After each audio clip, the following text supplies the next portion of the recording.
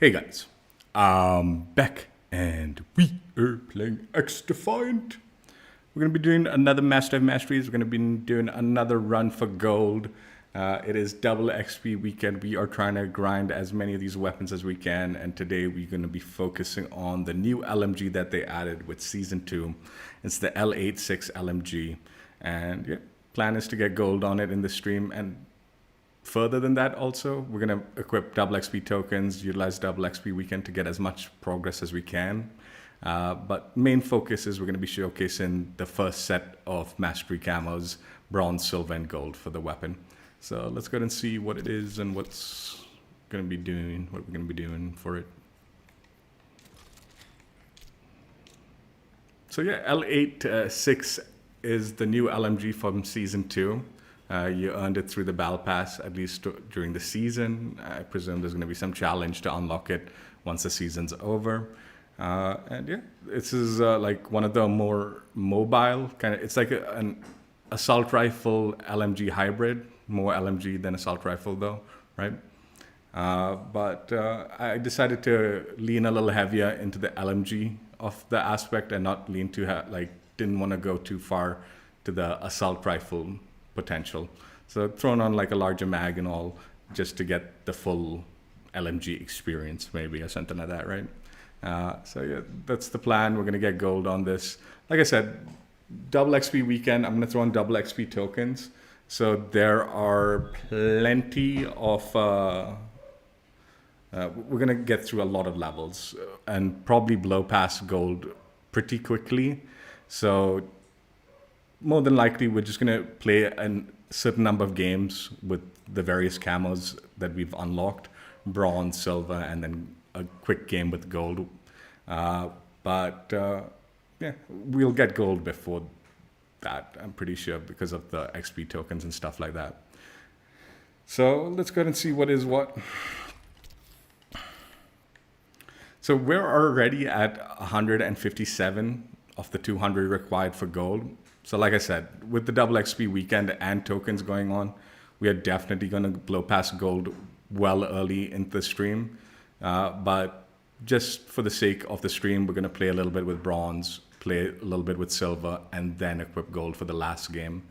Trying to make as much progress as I can towards the titanium camos while this double XP weekend is going on, which is why we will get gold, but not showcase it until we played a little bit with bronze and silver.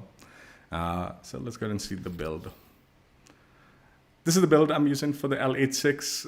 I'm using the stabilizing barrel, which is plus 2.5% horizontal and vertical recoil control at the cost of minus 5% sprint shoot time and ADS walking speed.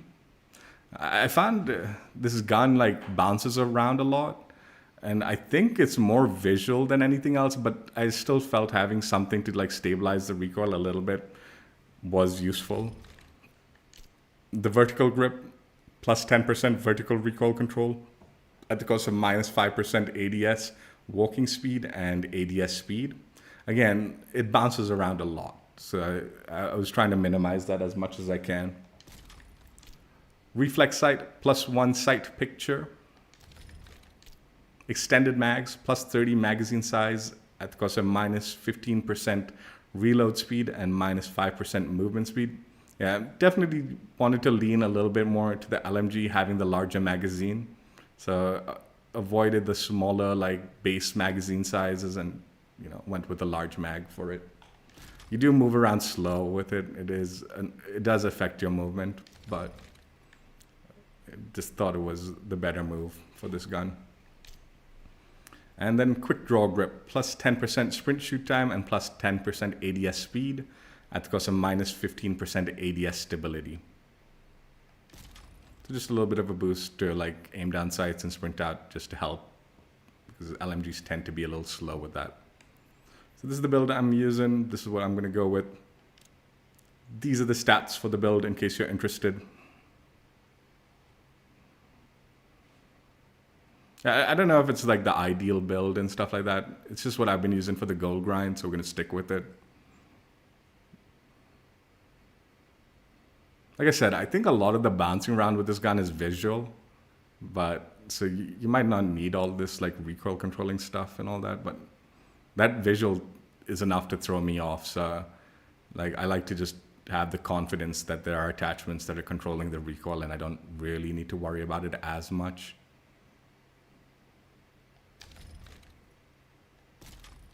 So yeah, let's go ahead and jump right in. We'll play the first game with the gun the way it is, then we'll throw on bronze, play a few games, and go from there. I am going to put on zone control in case we can get it.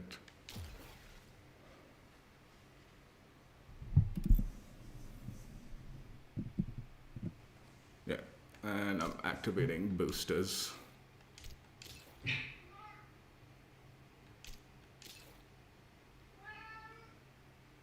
Oh, my boosters are gone. I'm going to run out of them soon.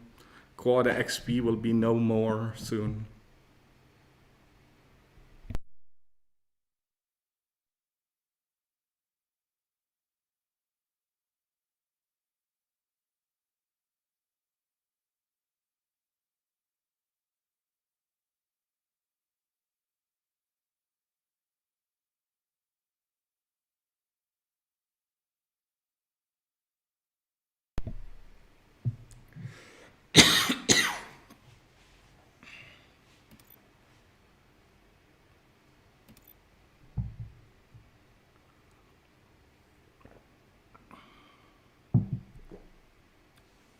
So I'm not totally sure what the full plan for today is.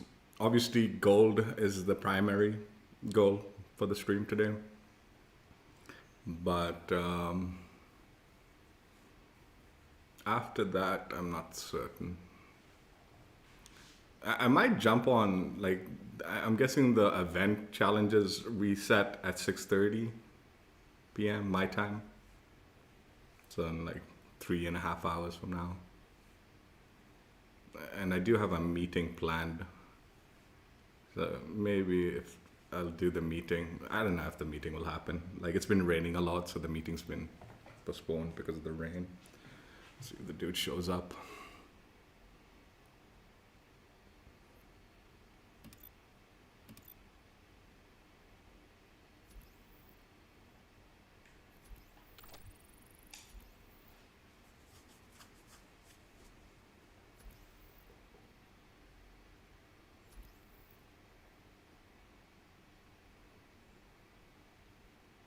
But I don't know, like no one's confirmed how long this XP, like it says XP weekend, right? So I'm presuming it ends soon, like today, right? It's probably the last day for the XP, is my guess. And then tomorrow will be like normal for me, like, or whatever.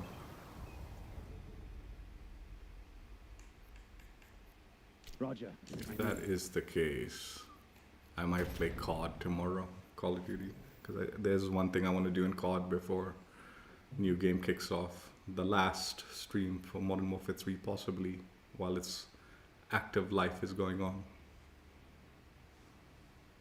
But if double XP continues tomorrow, then XDefiant is in the cards, right? Yeah, I'm curious also what the challenges are going to be for this event. These last few challenges have been kind of ass. Like trying to complete them.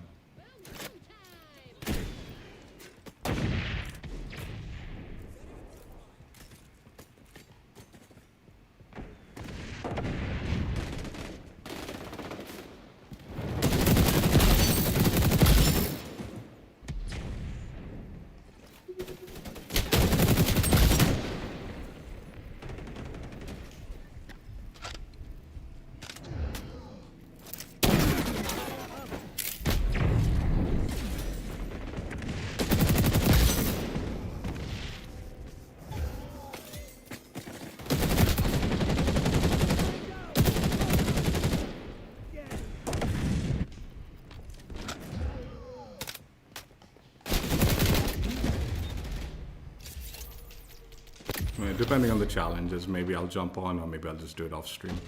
Like if I jump on, it'll be just to play and level up like another gun. But while simultaneously completing challenge, hopefully.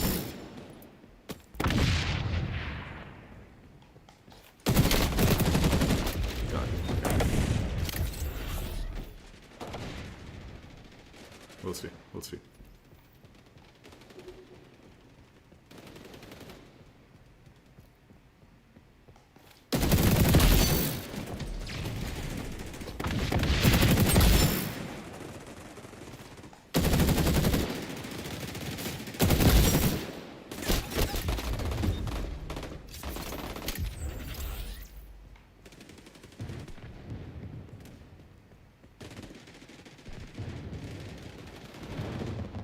Like, even if we play COD like tomorrow, most likely we'll be playing XDefiant for the next few days before like Black Ops 6 launches. Because there's a lot of guns that I have like close to Prisma.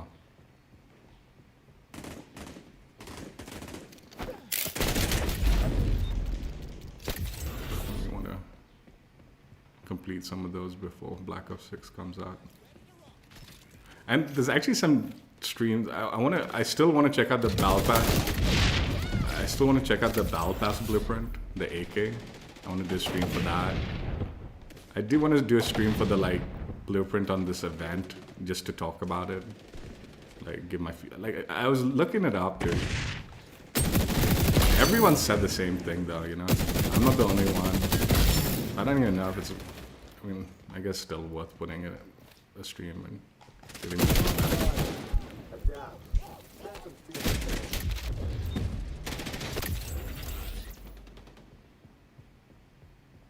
But yeah, everyone seems to have had problems getting into bomb mode, especially like anyone outside the US.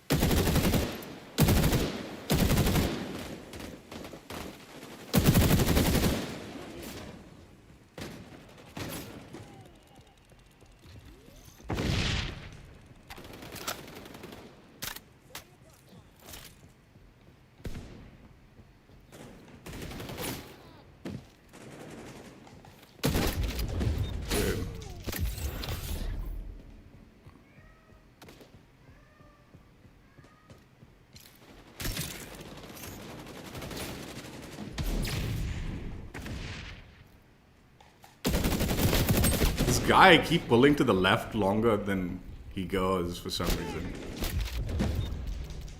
I don't know why, dude. I'm doing that.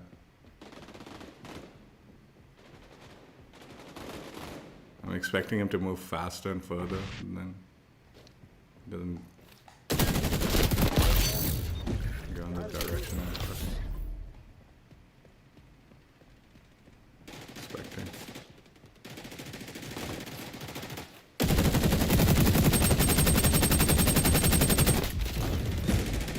What the fuck was that, dude?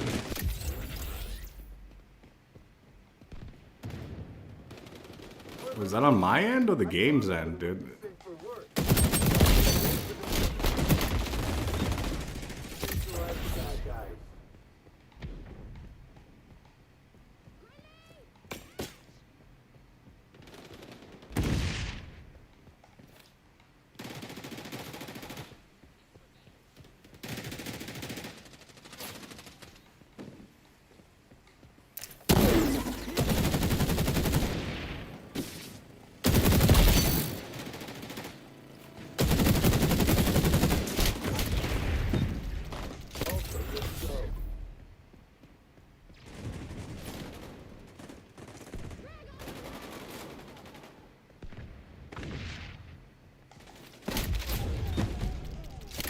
Dude, that really tripped me out, that gunfight.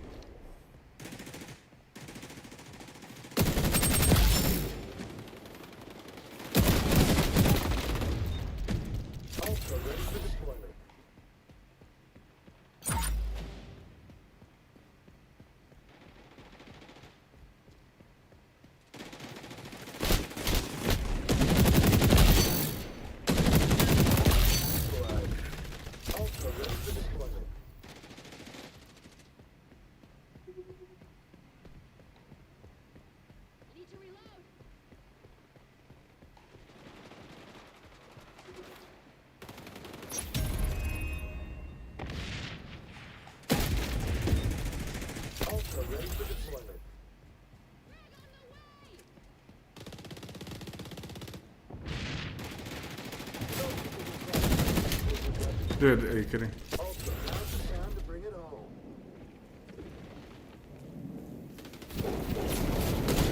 Don't let that happen again. What was that fucking lag spike, dude? That just...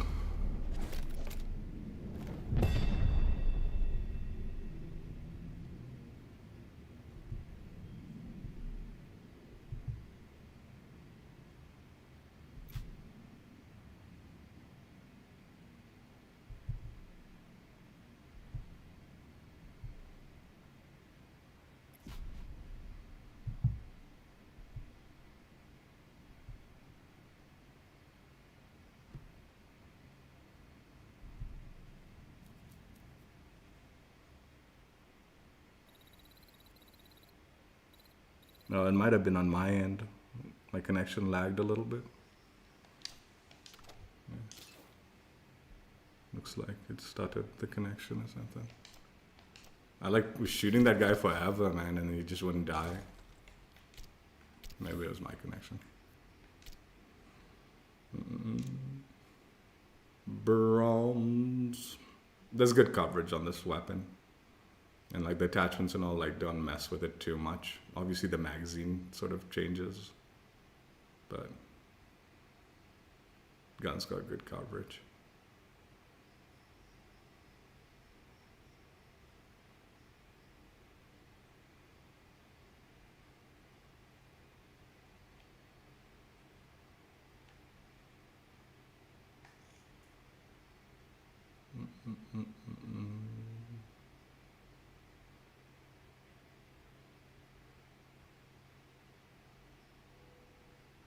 I do have to say, man, I've been grinding out XDefiant a bit heavy this weekend. I'm a little tired of the game, but I really want to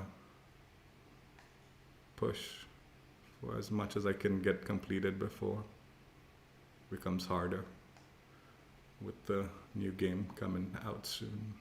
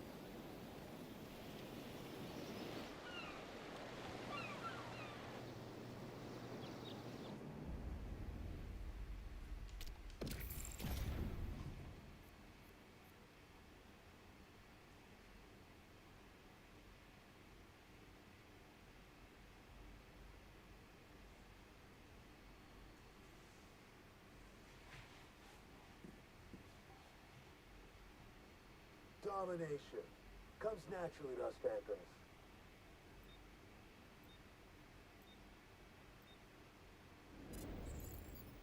Three, two, one. The Secure all the capture zones. We're assaulting Zone C.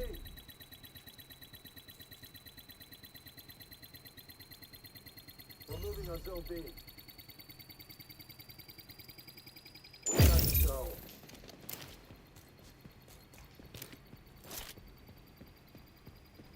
We got the zone. The LMGs, like, I do not like the fact that you move so bloody slow with the LMGs, but.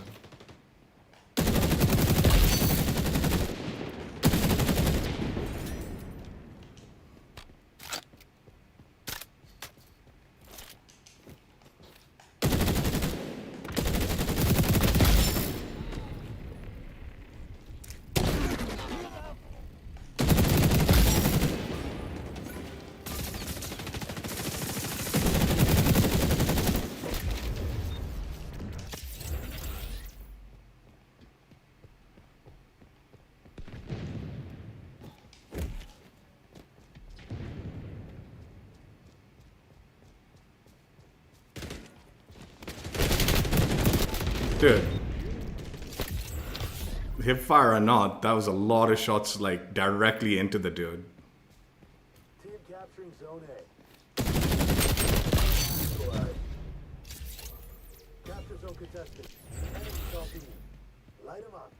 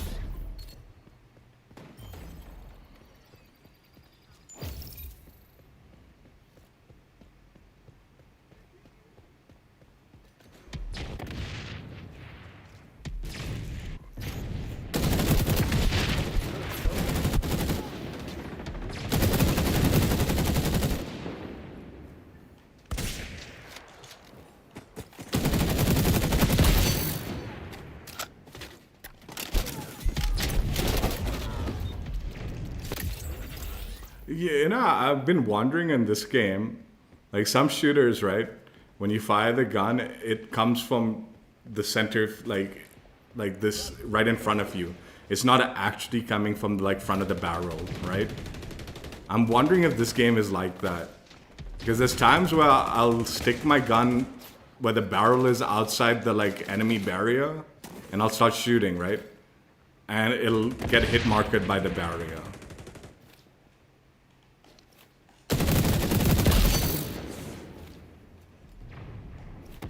And that always like, I'm wondering, I'm like, does that mean like the bullets are coming out from like before the gun, the barrel of the gun, right? Like some shooters do that, right? Where it's coming from like your player's perspective, not necessarily the barrel of the gun. Enemies on B. Light them up.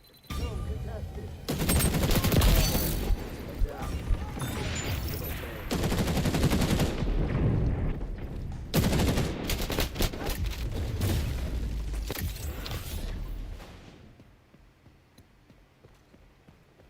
I mean, it doesn't really matter, but like, I think you do need to like fully be outside, like through the barrier, Zone B's compromised. for it not to.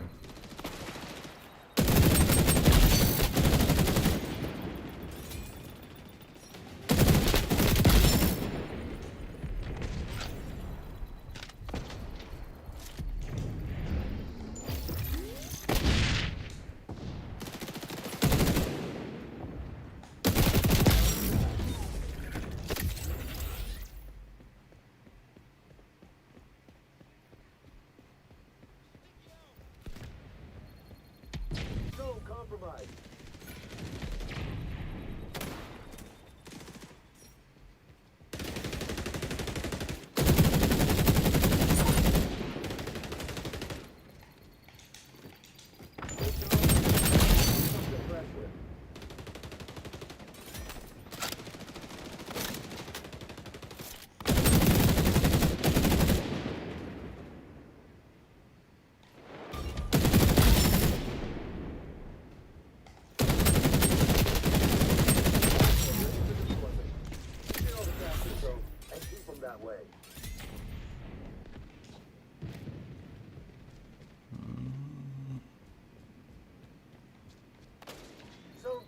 compromised.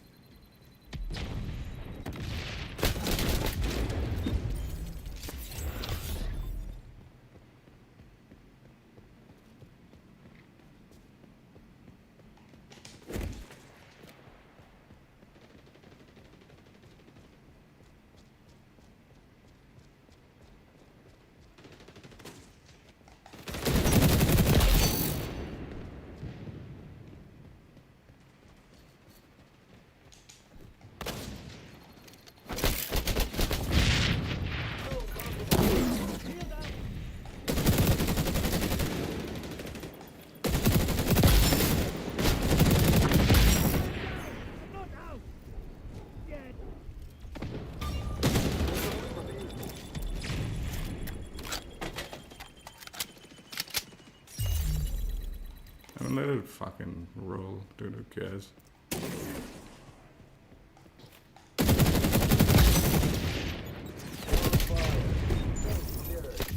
We're gonna win regardless, there's no chance. Oh, they called it anyway.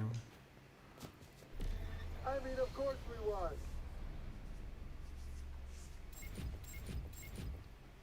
No surprise here.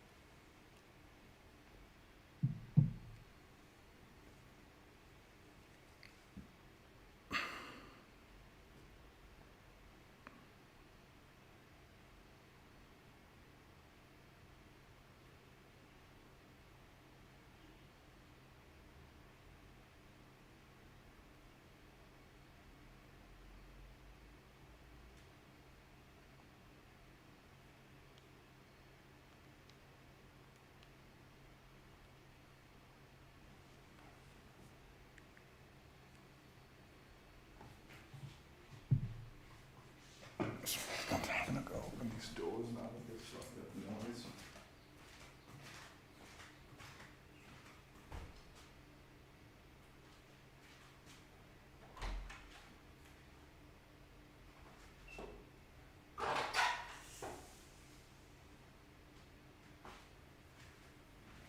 There's a lot of noise cutlet, that's why I closed it.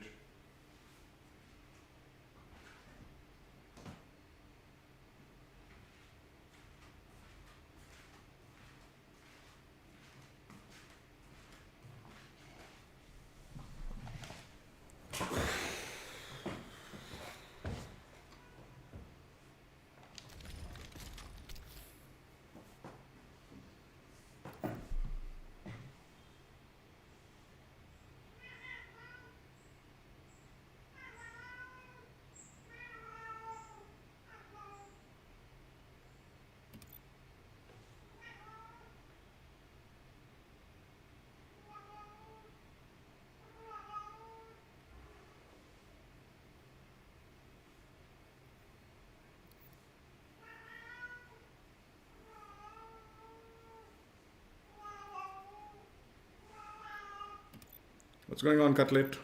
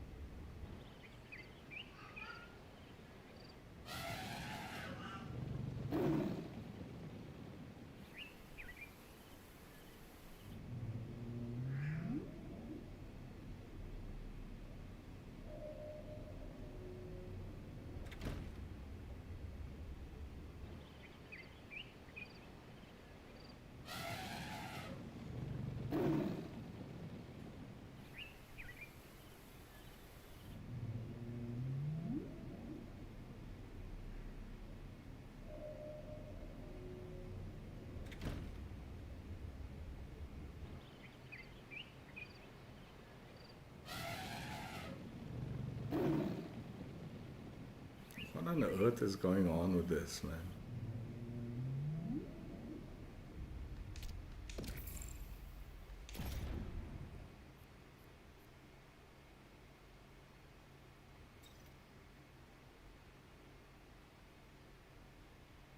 Jeez, just look how stacked the enemy team is, like player-wise, dude.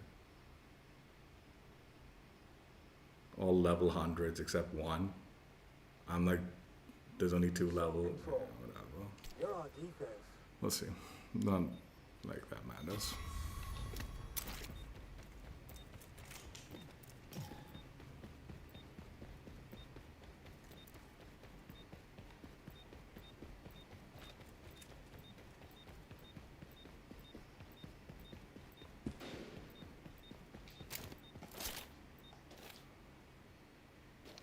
Defend Dude, the it's zone. stuttering so much. What the fuck?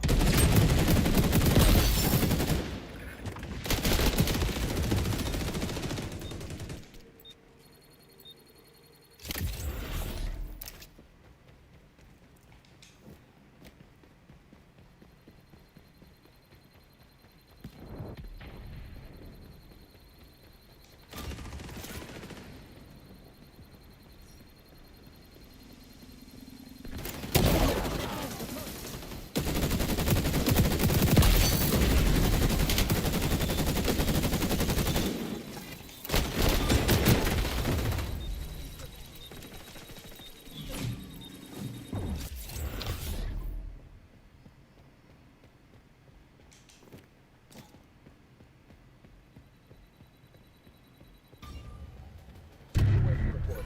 Hostiles secure the zone.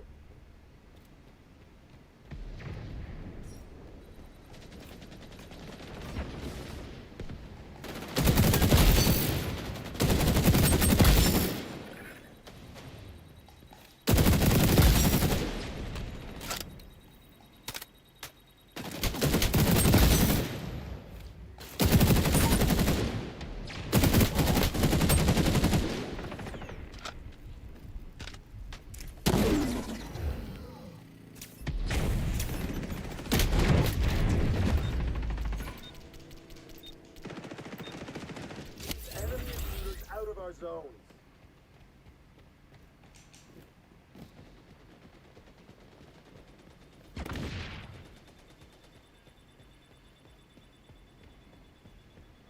Hostiles opening the capture zone. Cover it. Alright.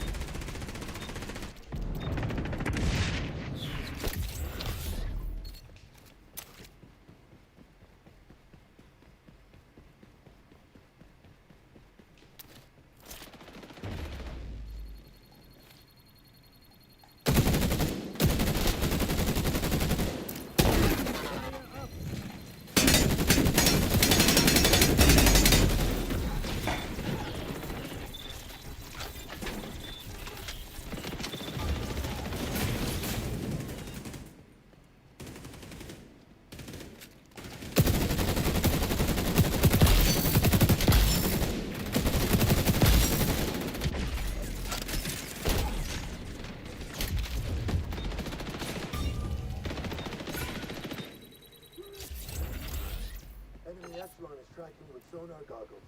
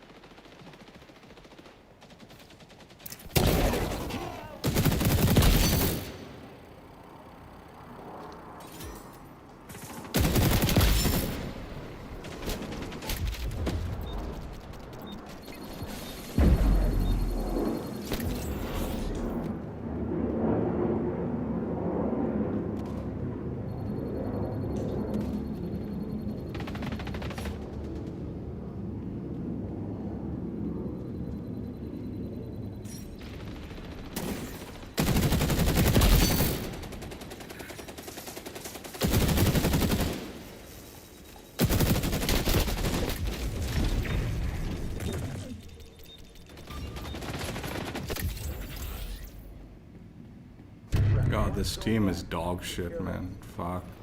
It hasn't stopped any push at all. Every push has like just been like a walk in the park for them.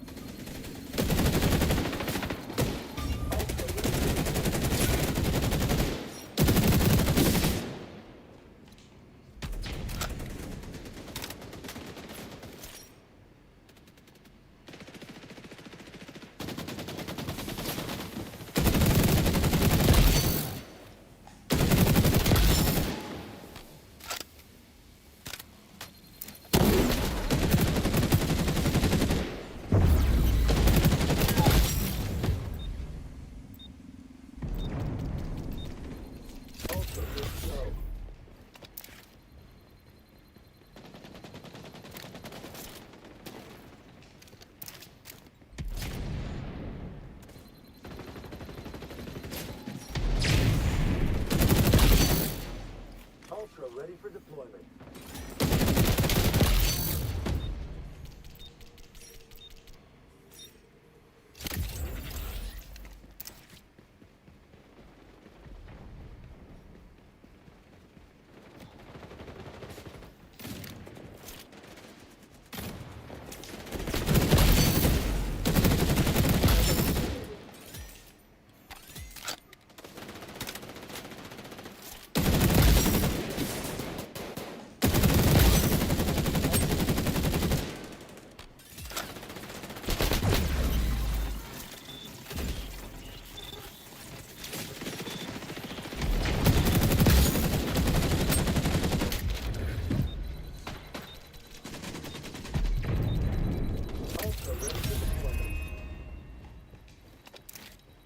I fucking hate these goobers, man. They don't even know how to play the game, you know?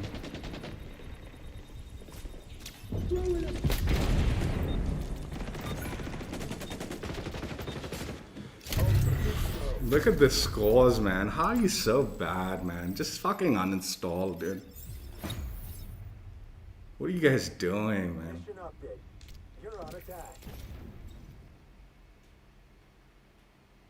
No, they're not that bad, dude. Then how the fuck did they not stop at anything, dude? The enemy team's worse than us, man. And they were pushing better than these fucking goobers could stop.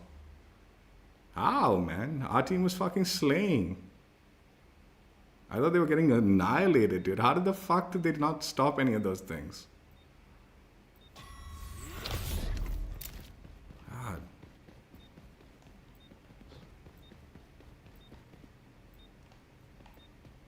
Anyway, we'll see how they push. Maybe the slaying ability will allow them to push quick. Here's the feedback. Hostiles got all the zones last time. Now we need to do the same, but faster. Dude. What the fuck?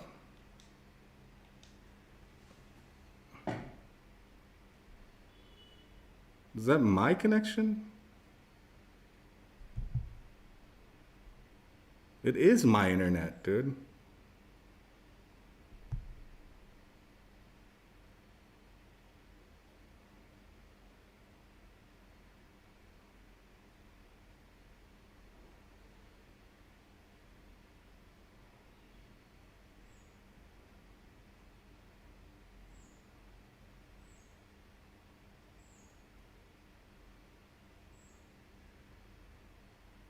Is it? No, it's... I don't know, man. Fuck. Did my net cut out there, or...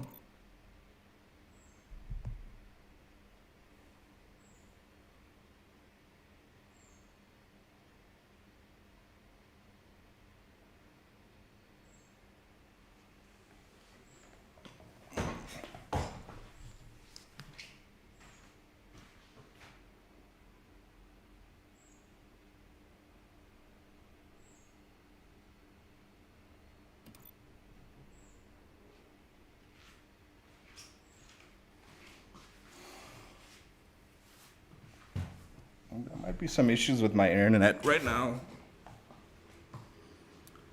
Looks like my net like stuttered or something. I don't think it was the game on that one. Oh, yeah, what to do?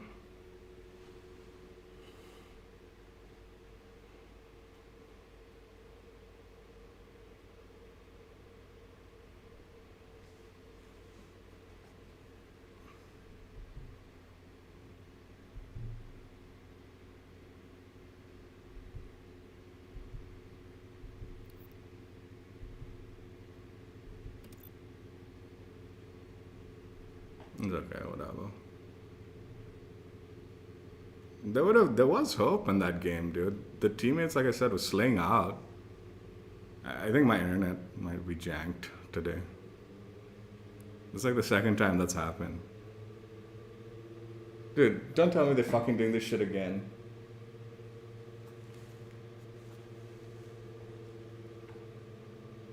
Dude, how many fucking times, man? Come inside. Come inside, come inside.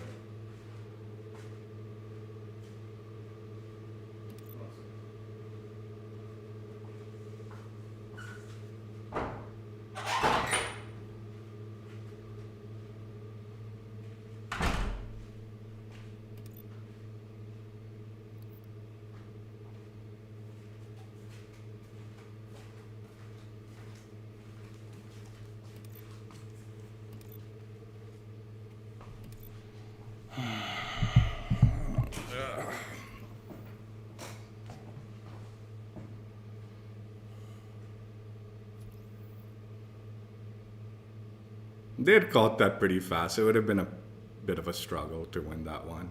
But like our team was slaying out. So it's possible we could have won that. I think it was my internet though. I don't think it was the game. Like I just checked, there were quite a few frame loss on the stream also, so I think my internet might be just a little mess today. I don't know.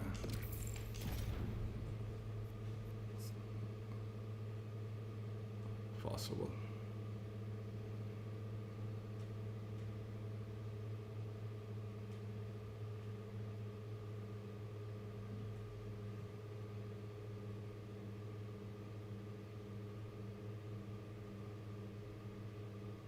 Team deathmatch. Like anyone's a match for Shadow Team. 3, 2. The sound in the background will last for like 10-15 minutes. I'm pretty sure they're pumping the neighbors like septic tank. They must have done 2 runs or something.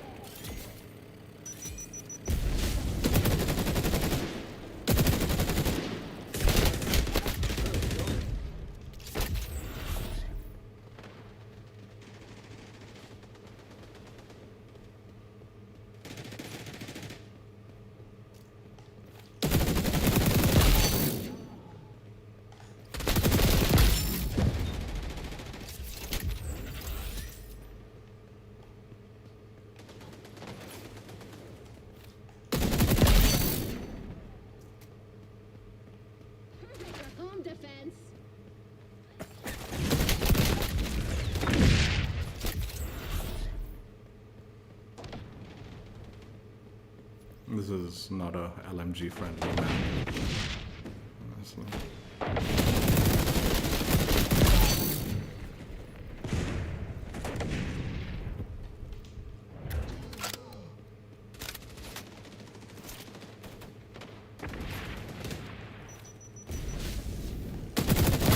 For deployment.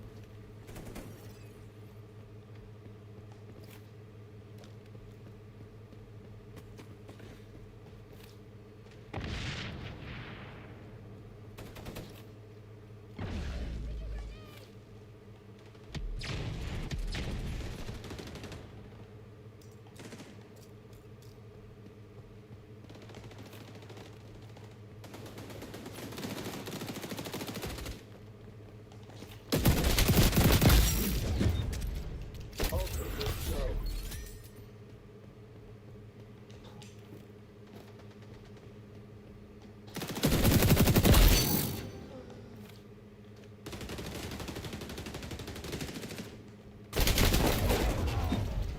Neutralize the bad guys.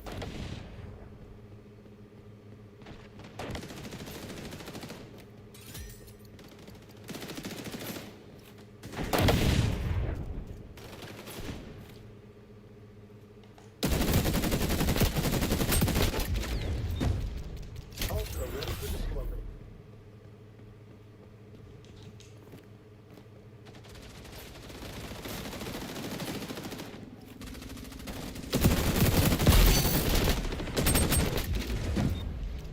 Ultra, let's go.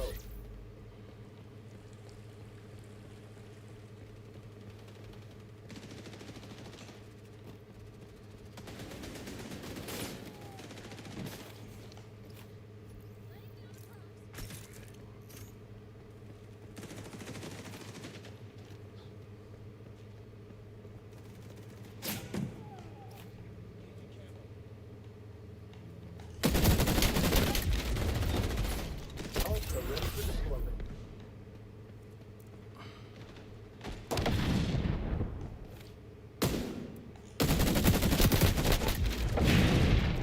Ultra, let's go.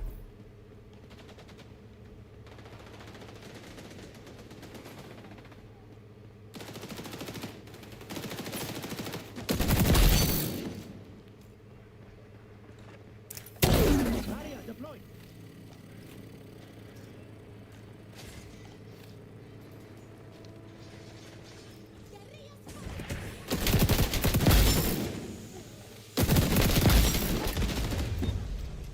Ultra, let's go.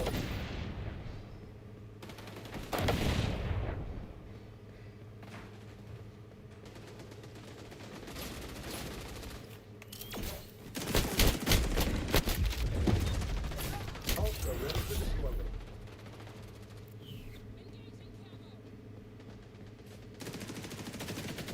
Need to reload.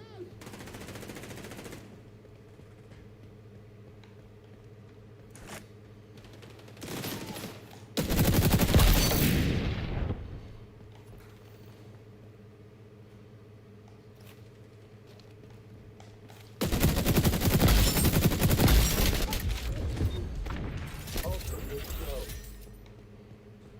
I really wish this Ultra would just give you the ability to drop the bubble shield and then pull out your regular weapon, but you can't move the bubble shield anymore. Like, give you both. Like, if you want to move around with the bubble shield, you have like the shotgun, but then an alt option for it is to just fully drop it and deploy it.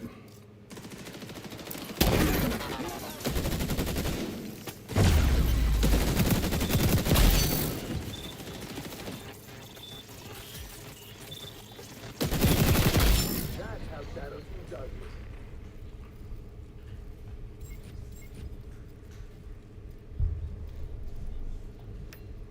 Like, I hate the bubble shield, like in TDM or something. It's just totally useless.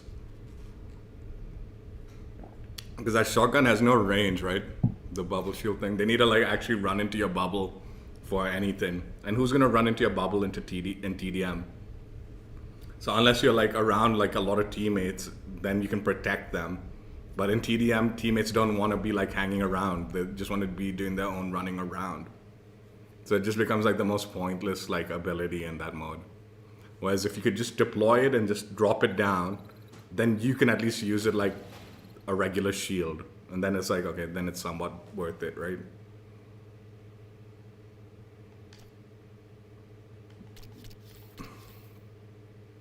Yeah, we got gold, but we'll keep playing with bronze one more game. Then play several games with silver.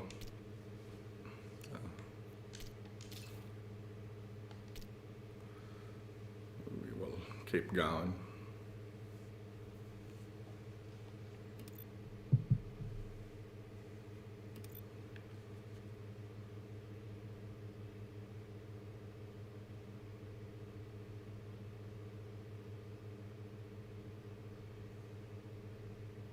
Dude, I hope they're not drilling something.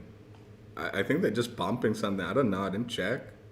If they're drilling something, that shit will go on all day. I'm just hoping they're pumping something and that's it.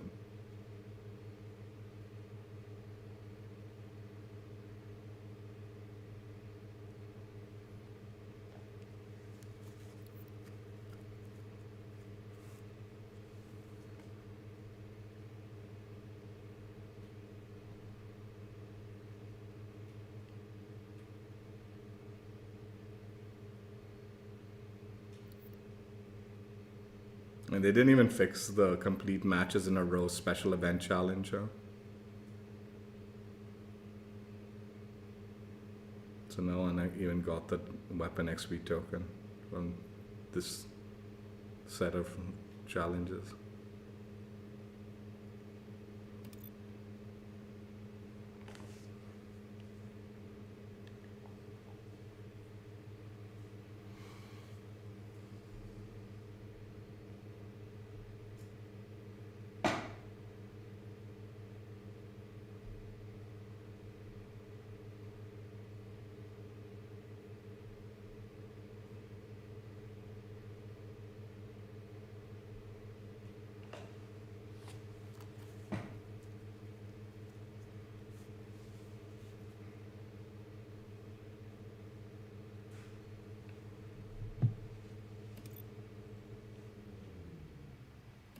There we go. Finally, it's over.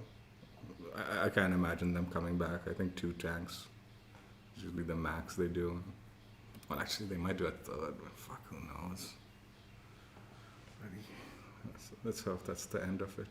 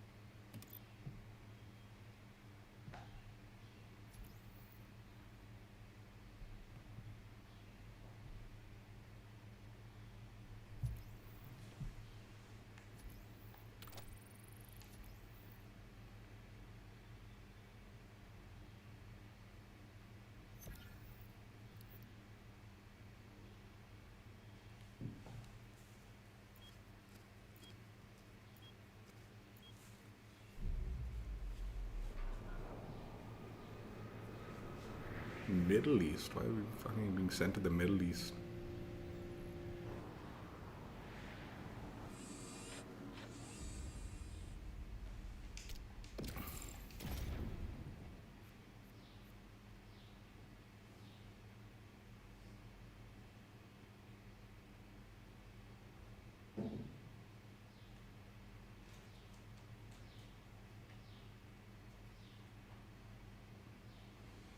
Domination. This mission plays to our strengths.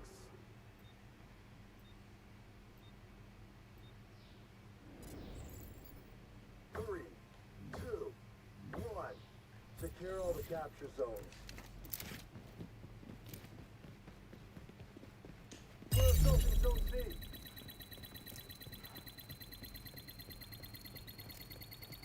We're moving on Zone B. We got the zone.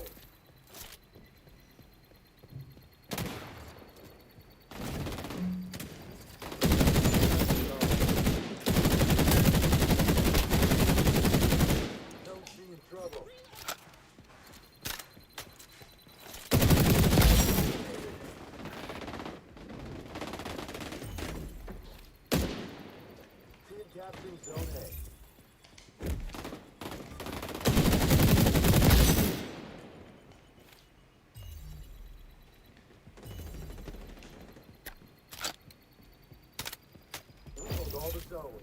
Classic Shadow Team. Zone A under enemy assault.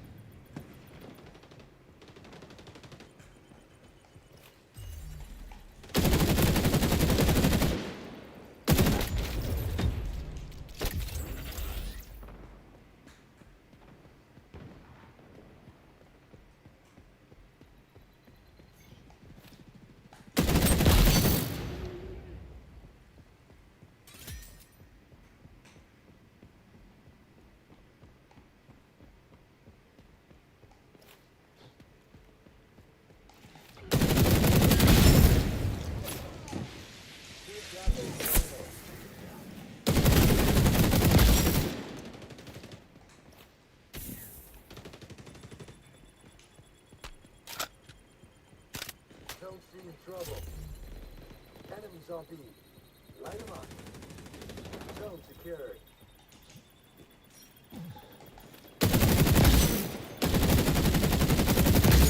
Phantom, keep up that focus. Capture zone contested.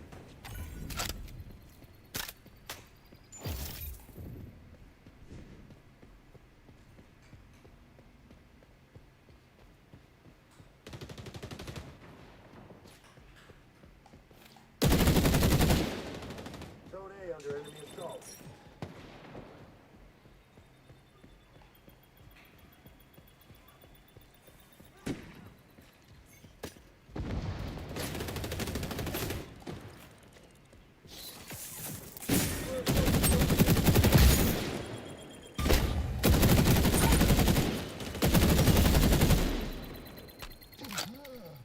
Zone secured.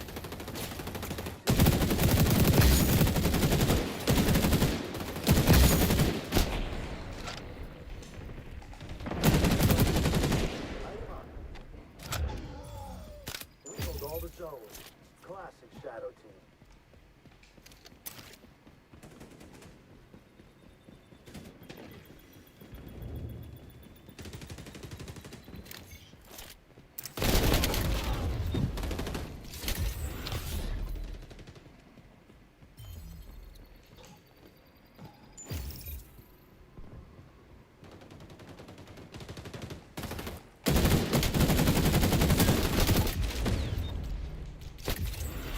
Dude, how are these guys so bad, man?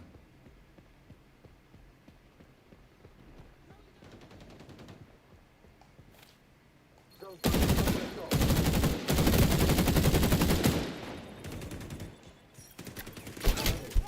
Hurts, don't it?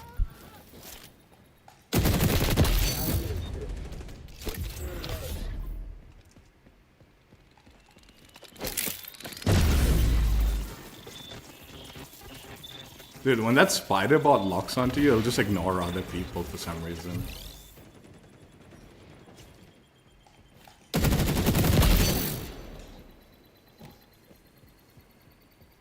We got the zone.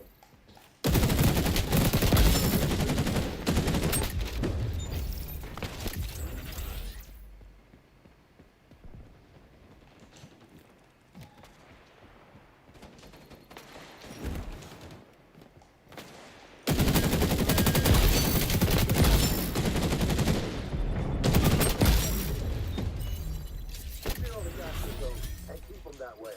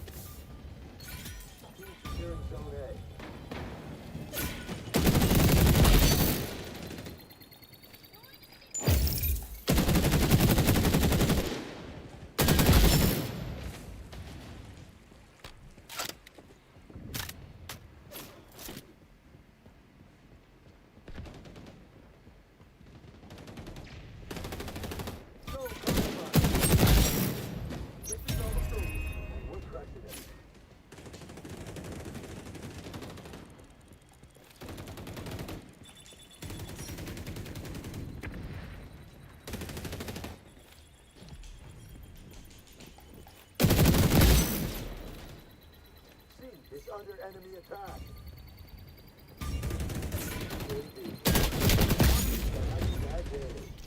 Also ready for deployment. I do like the sound effect, like when you hit them in the headshot and they have the helmet, right? You get like the almost like tinging sound of a helmet, like.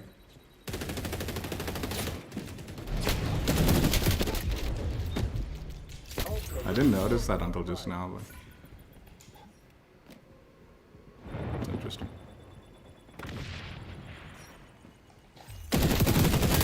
See?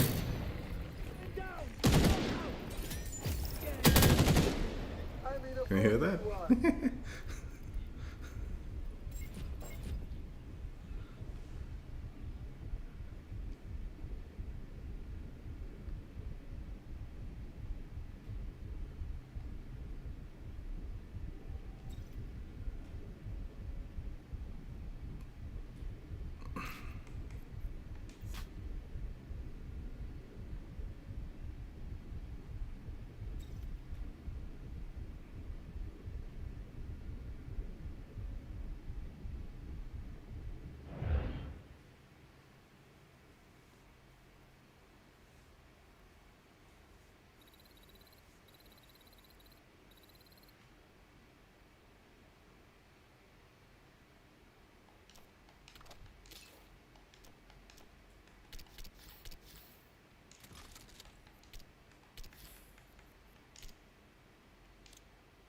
Silver.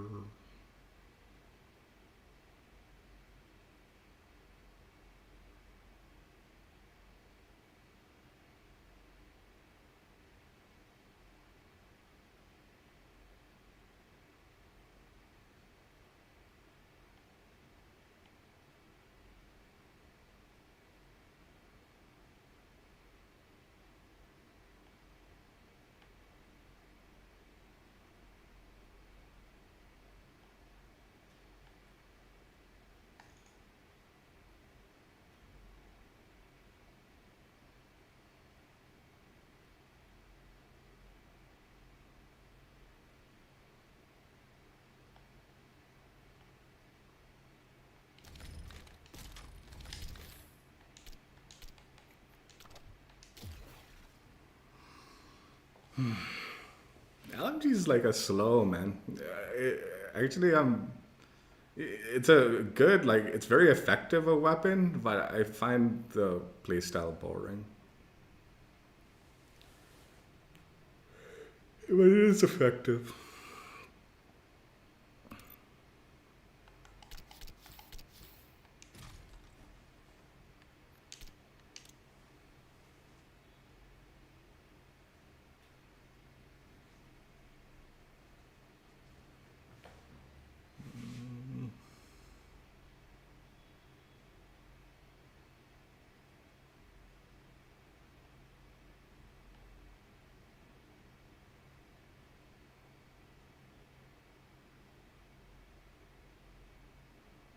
Yeah, the M60 is gonna be super boring.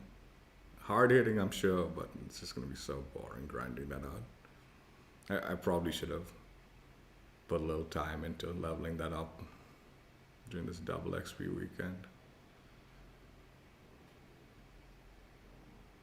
But I think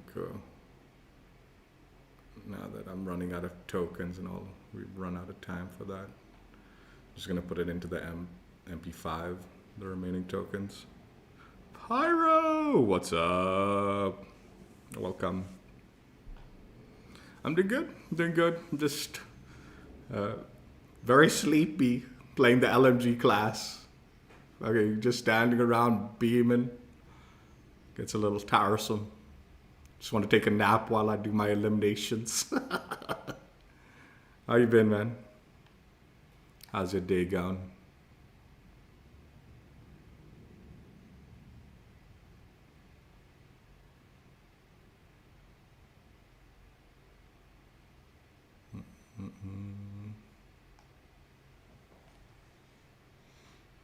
Dude, what is going on with this fucking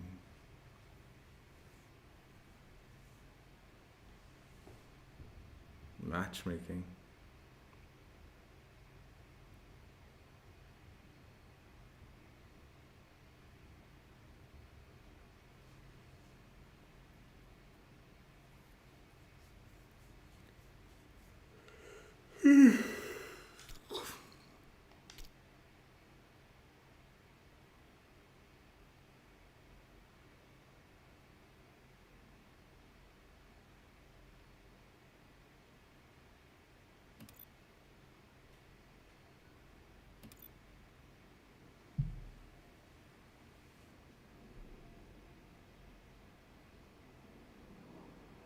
Oh, it's all good, dude. No worries about it. No worries. You can just chill playing. You didn't miss much. I'm a little... Been grinding out X to find a chunky portion this weekend. I'm a little tired of the game myself. But I'm trying to push through to get this.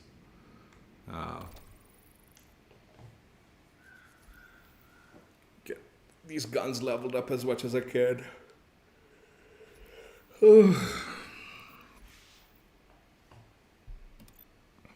Looked okay. It looked a little scuffy in my opinion. I didn't want to say it. I didn't want to say it. But it looks like someone smudged their fingers all over it. It's not looking as shiny as it should be.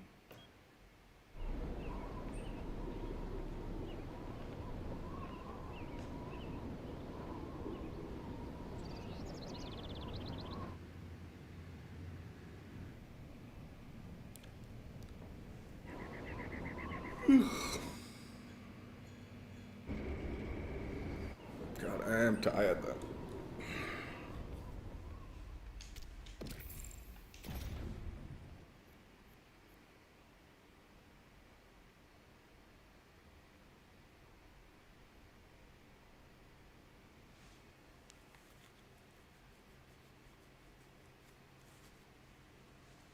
I think I've also been having a little bit of net problems. There's been a little bit of stuttering in my stream and games. Team deathmatch. And I don't think it was the game side. I think it's on my connection side, possibly, because it's stuttering the stream also. 3, 2, 1. Go inflict some enemy casualties. Nothing major.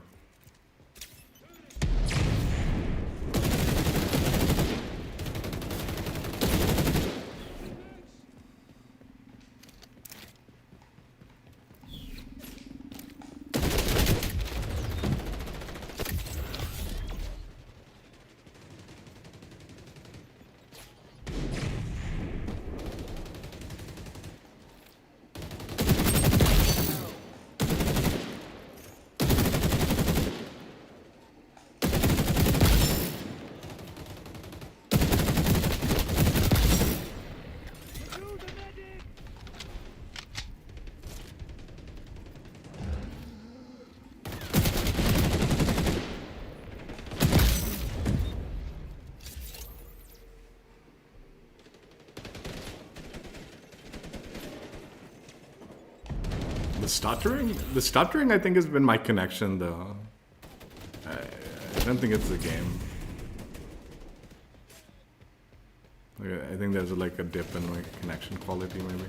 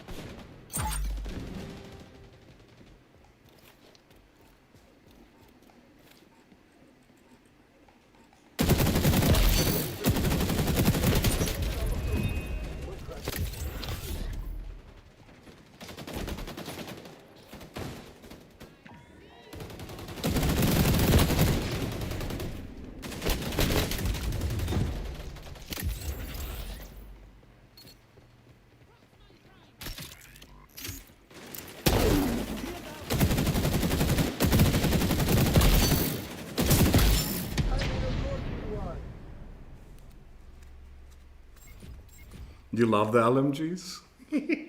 I'm feeling so like locked down by them, dude. I feel like I can't move around.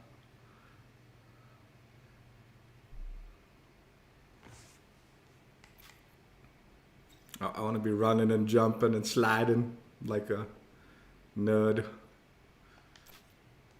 But I feel locked in place.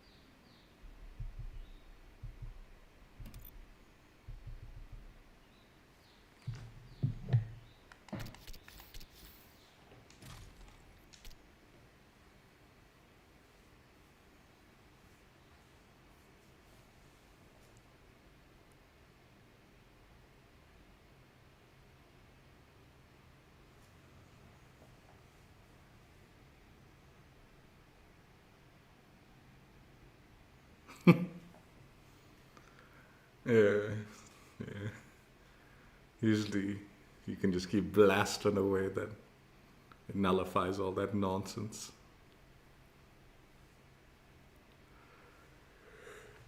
I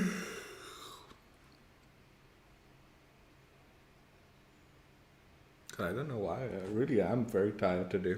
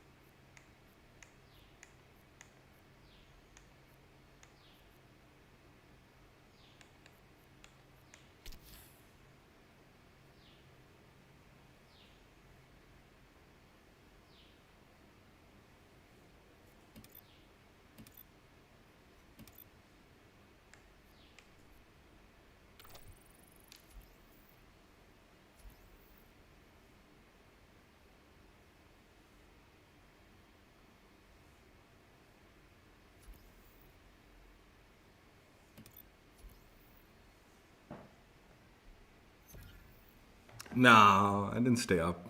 I want to sleep decent. I think it's because, like, I don't know, it's small, but I've bumped up my, like, push-ups and, like, sit-ups a little bit. Like, just pushing myself a little further with it. But I don't know if that would have made me sleepy. Yeah, it's also the weather, I think, combination of the weather. Like, it's been rainy season right now. It's been pouring. Not necessarily today, but, like, this whole week it's been pouring.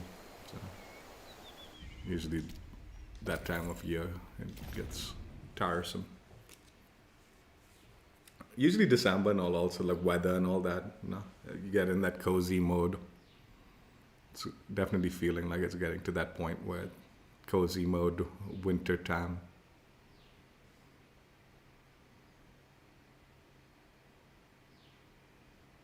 Team deathmatch. Like anyone's a match for Shadow Team. 3, 2, 1. I generally have some of these days where I just want to sleep in and do nothing else. My body's built that way. Lazy.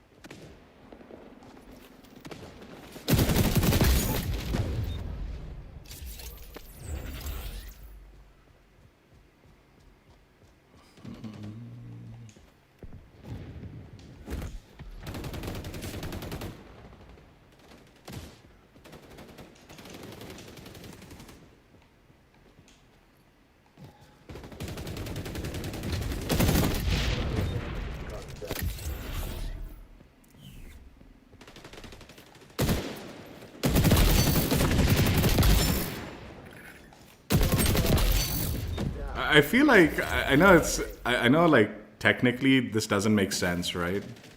But I feel like if you shoot the proxy mine like even in the air, the blast should not kill you. It should damage you, but it shouldn't kill you. It's like diffusing it. Like I know in this game like if you shoot the proxy mine on the floor, it doesn't do like as much blast damage. Dude, what a little dweeb. Fucking got me with my own shield.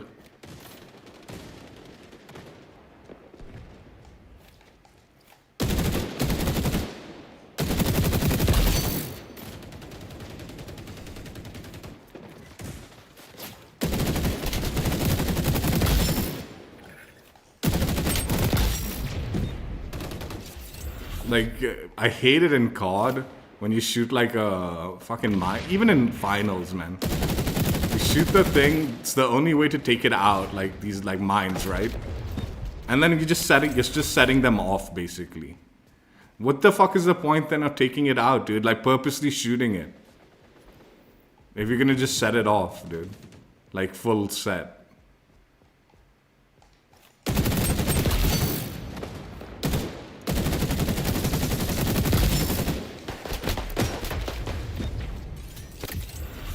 But how are we still losing, man? I don't understand. I never understand how this score works, man.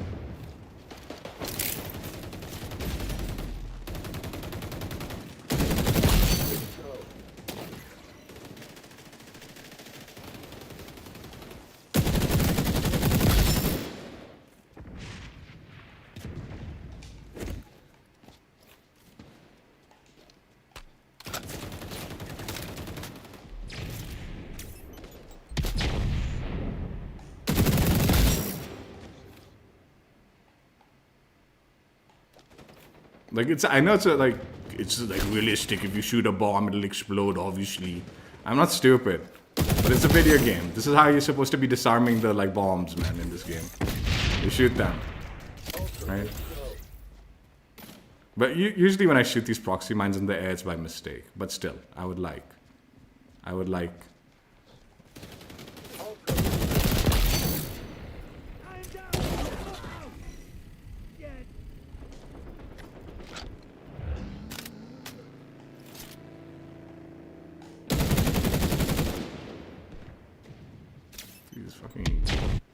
These guys are like baseball players with their arms.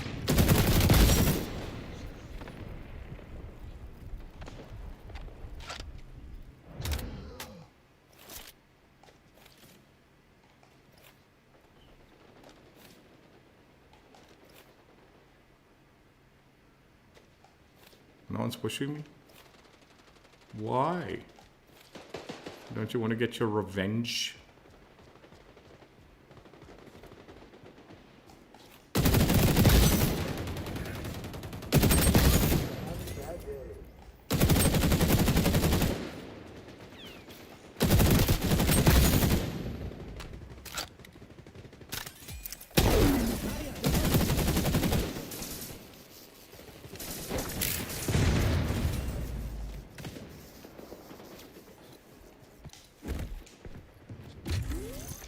Ay, what a dweeb.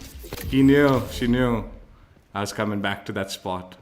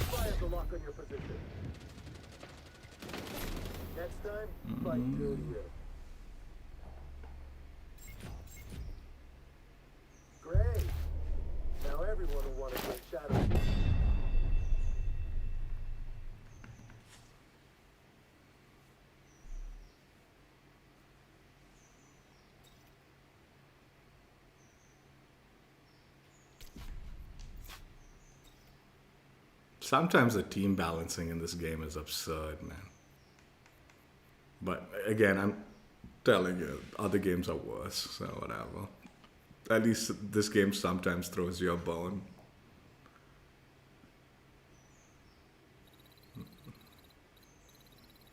You know, I'll tell you another thing about team balancing in this game, okay?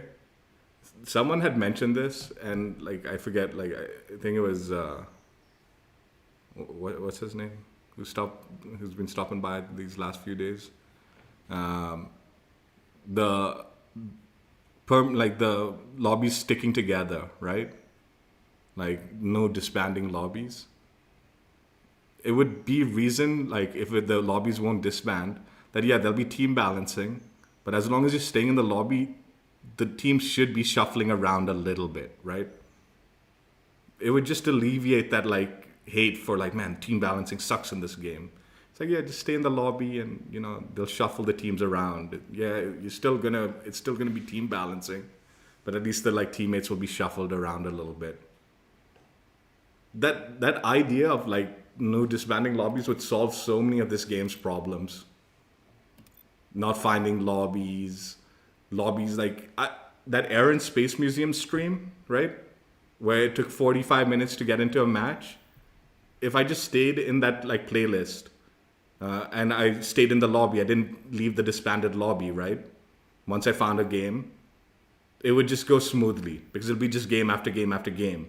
It wouldn't necessarily need to rematch me every time for 20, 40 minutes. I'm just staying in the lobby, just refill the lobby and just go, right? So even though, like, dude, it would actually be a big deal, man. It would fix a lot of the issues with this game.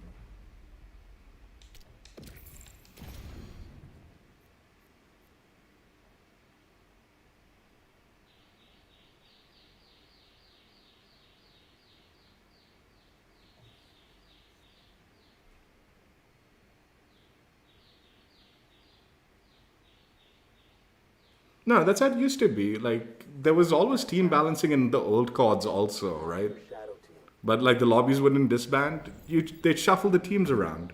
That's all that would happen. Usually, like the best players in the lobby, they would always be like against each other, right? Like you'd always be matching up against the same like good player. But the like bad players and the mediocre players, those always got shuffled around a little bit. Like, and even the good players, sometimes, you know, there would be a little bit of shuffling around for them also. Like, sometimes you might get into, like, the same team and all. Like I said, this game does throw bones every now and then where it, like, puts, like, a really strong team together. It's just, where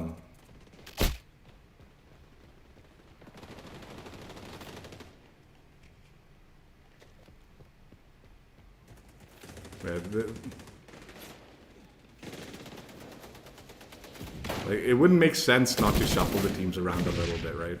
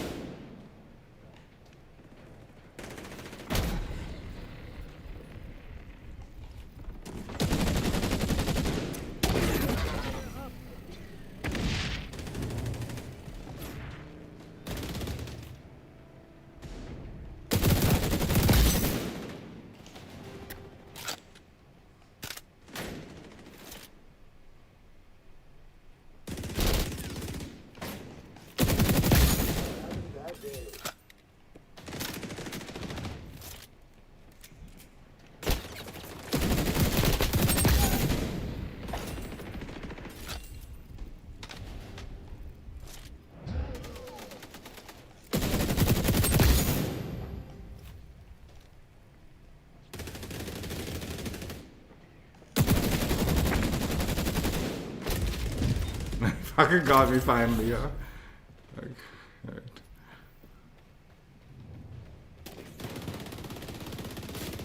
Like even something like zone control, like I said, games like, you know, where you need to win a mode, right? That's very hard to fill, right? Like zone control or escort, those challenges, right? It wouldn't be such a big deal if you could just stay in the lobby. Like, even if you lost, even if you got steamrolled the first game, like I said, you'd expect there to be like a reshuffle in the team the second game.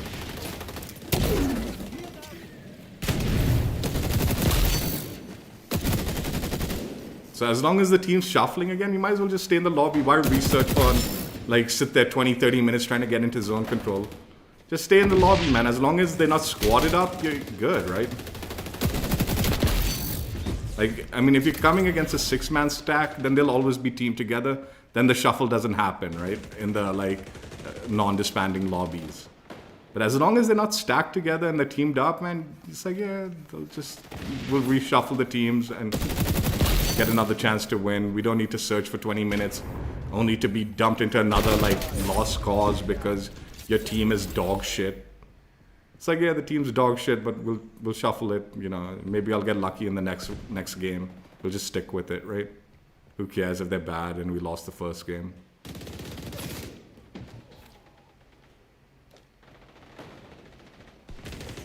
It really would, man.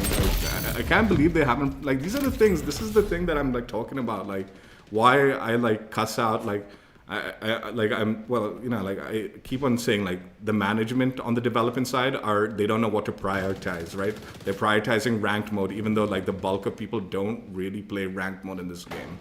But they're so desperate for ranked mode to be working, thinking that's gonna save the game. Whereas, you know, like, the big thing that they pushed with the game at its launch was, we don't have SBMM. We're doing things different. We're not like those games, right? Poking fun at, like, Halo, I mean, like, COD and all specifically, right? Look at that, man. It's fixated on that other person, dude. It completely ignored me because it locked onto that other person.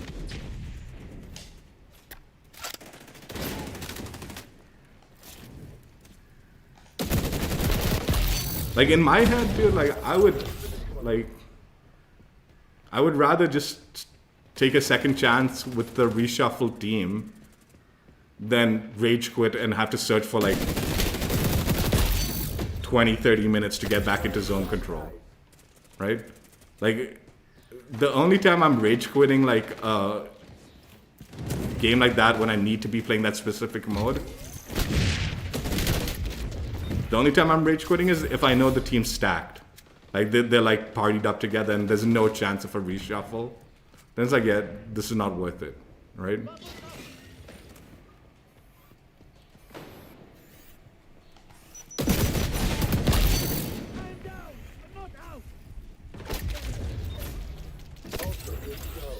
Like, again, I drifted off. But yeah, like, the, like, developer head, right? Why wouldn't you prioritize? Like, he said this was happening, right? This wasn't something like new, like, oh, why aren't they doing this? They said they were doing that, dude. We've been waiting for that. Like, the reason no one's talked about it is because they said they were doing it. And we're like, oh yeah, it's just taking them time. It's just taking them time. Instead, they prioritize shit like the, like, ranked mode that no one's playing. Instead of prioritizing, like, non-disbanding lobbies. And like I said, this is just another way, like, XDefiant can just poke fun at COD in a good way. Saying, look at what...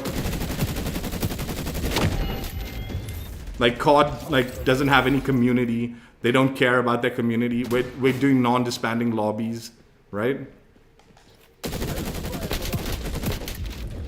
Like, you can make friends with people and keep playing with them and all. But no, let's focus on rank mode because that's going to save the game.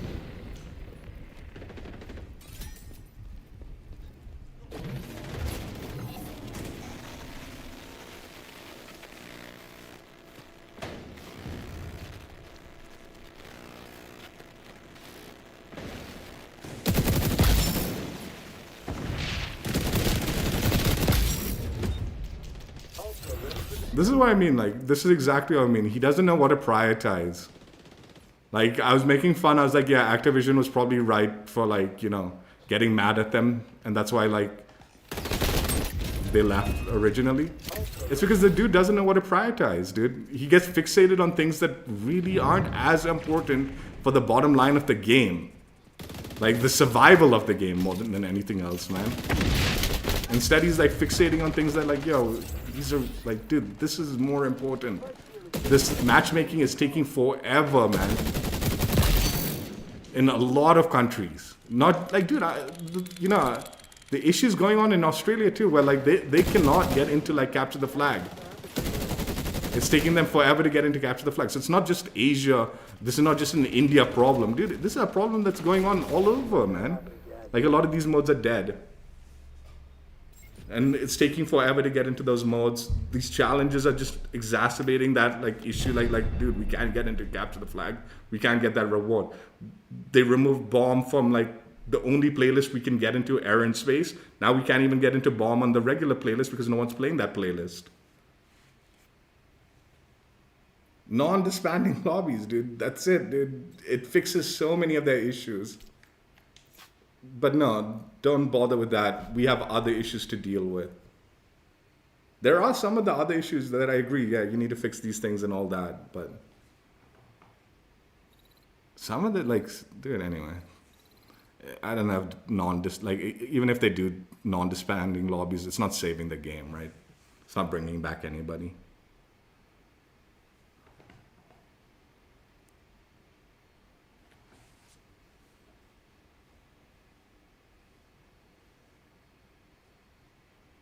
Yeah, they should definitely show if like enemies are like partied together.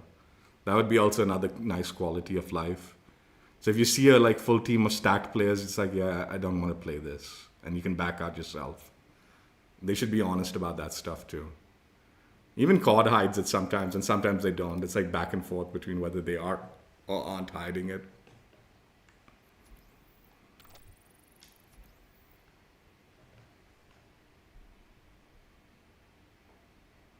But yeah, again, like I said, I honestly don't think non-disbanding lobbies is saving the game. But it would be a very important quality of life fix that would help improve other players' enjoyment for the game. Like the people that are actually still playing the game, it would help a lot.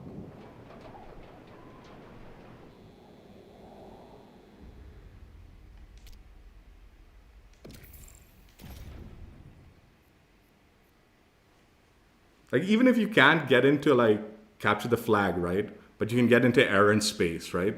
By staying in the lobby and not disbanding, and you're not having to sit and wait 20 minutes for, like, the air and space map to rotate in, like, I mean, to get into that map, right? Then you can just stay in the lobby, and even if you got domination or TDM, you can be like, yo, I don't want to wait 20 minutes to, like, find another lobby. I'll just play this game, and hopefully we'll get capture the flag next. And we'll vote for that, right? But no, it just keeps disbanding. You're waiting 20 minutes to get into air and space. Oh, capture the flag isn't selected. Let's back out. Oh, we're going to lose capture the flag. Let's back out. It's like, no, dude, just stay, dude. We'll reshuffle the team. You'll have another chance to vote. Even if you don't get in the next game, maybe the next one after that.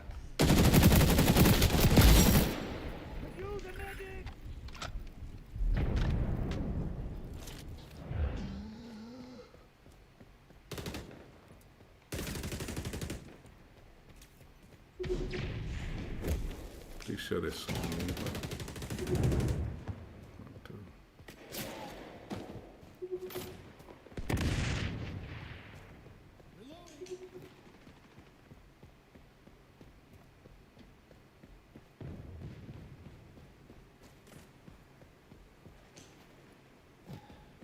I mean, just thinking about, like, also, like, the other thing is, like, again, you know why I have my suspicion for, like, them not bothering with the disbanding lobby thing at the moment, right? You know what my theory is why they haven't bothered with it?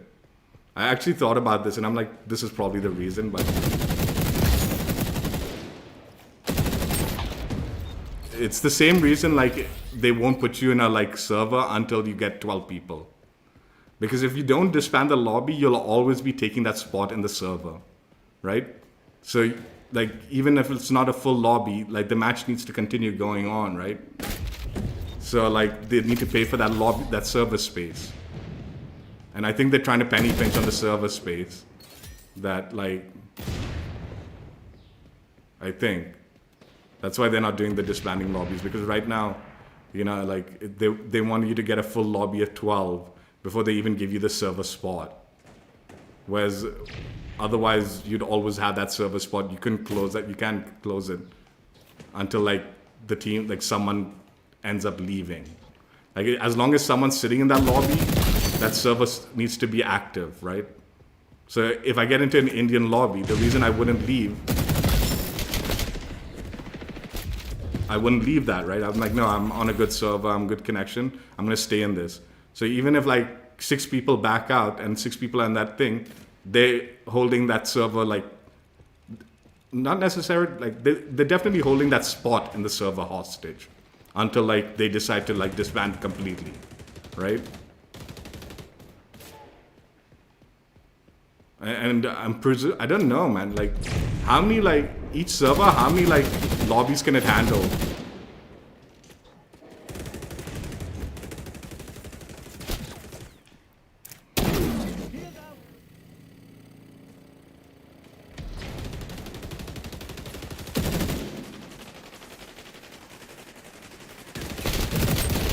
What on earth is going on? So that'd be my theory, like, they don't want to, like, pay for the server spot and like, or something like that, right? I don't know how like server like costs work though.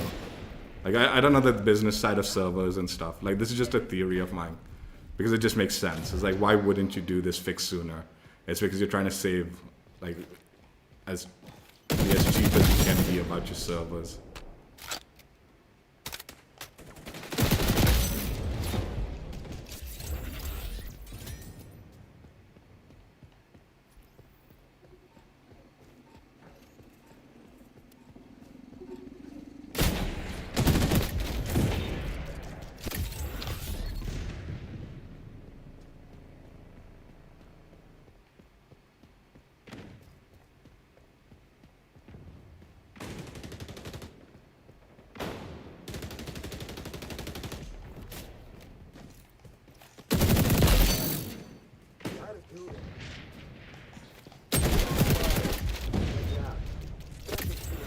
What's up, Caligula?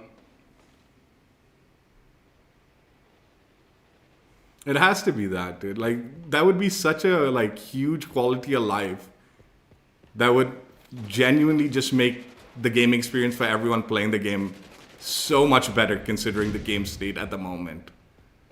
Why aren't you doing it? It can't be that difficult, man. And it's something you've promised since, like, the beta. Like, this is not something they promised during the launch of the game and then just started working. They promised this, like, ages back. They're like, yeah, we're gonna keep, like, it's not yet ready, we're working on it. And people are like, okay, good, cool, right? And they kept quiet about it.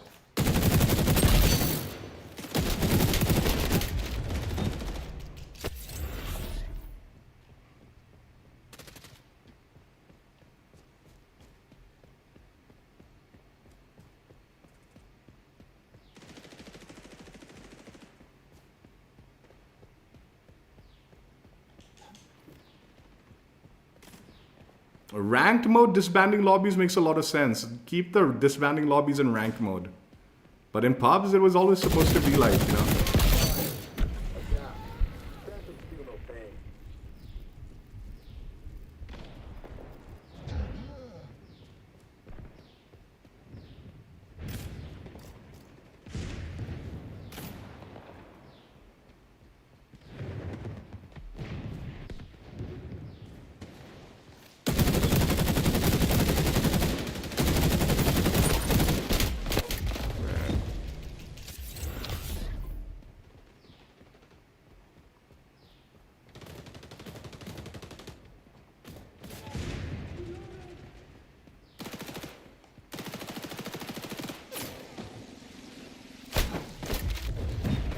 Does the EMP grenades not like disable? Like they don't break the.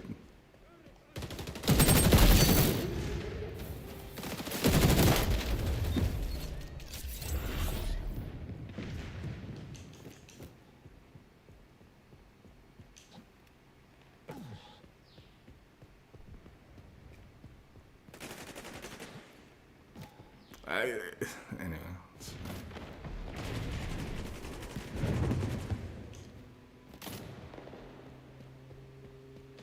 Behind. Get back on mission. Dude, how are we losing so? Adapt.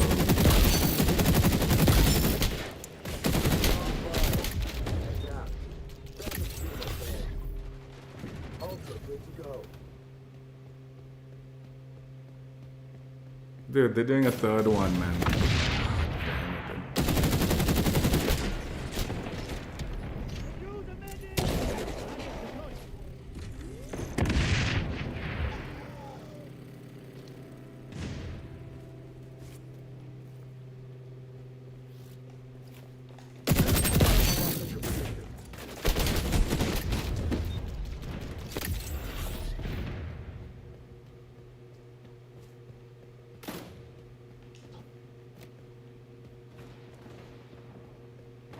You know what I think they should do, okay? Like instead of like non-disbanding lobbies, you know what would be better than that? Is give us a server list. So you can just connect to some servers that like active server list.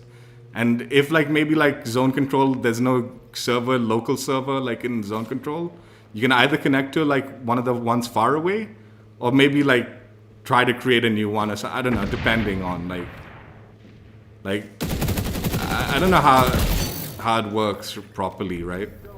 But a server list might be the better choice.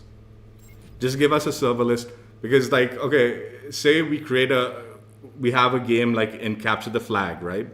And we want to keep playing Capture the Flag, and half the lobby leaves, and it doesn't disband the lobby, right? Then, you know, it's like you're sort of holding that spot hostage, and maybe no one in the local area wants to play that, right? So like it's kind of pointless doing that. Whereas like, so maybe it's like, okay, it's not filling more than 6 people anymore. The game's not going to start. Let's disband this, and then search the server list and be like, okay, looks like we have to play in the Middle East or Europe to get a game of Capture the Flag. That's the only active lobby with a spot open. Join it. That's how it used to be back in the day. Server lists, you know, like would be not a bad option either.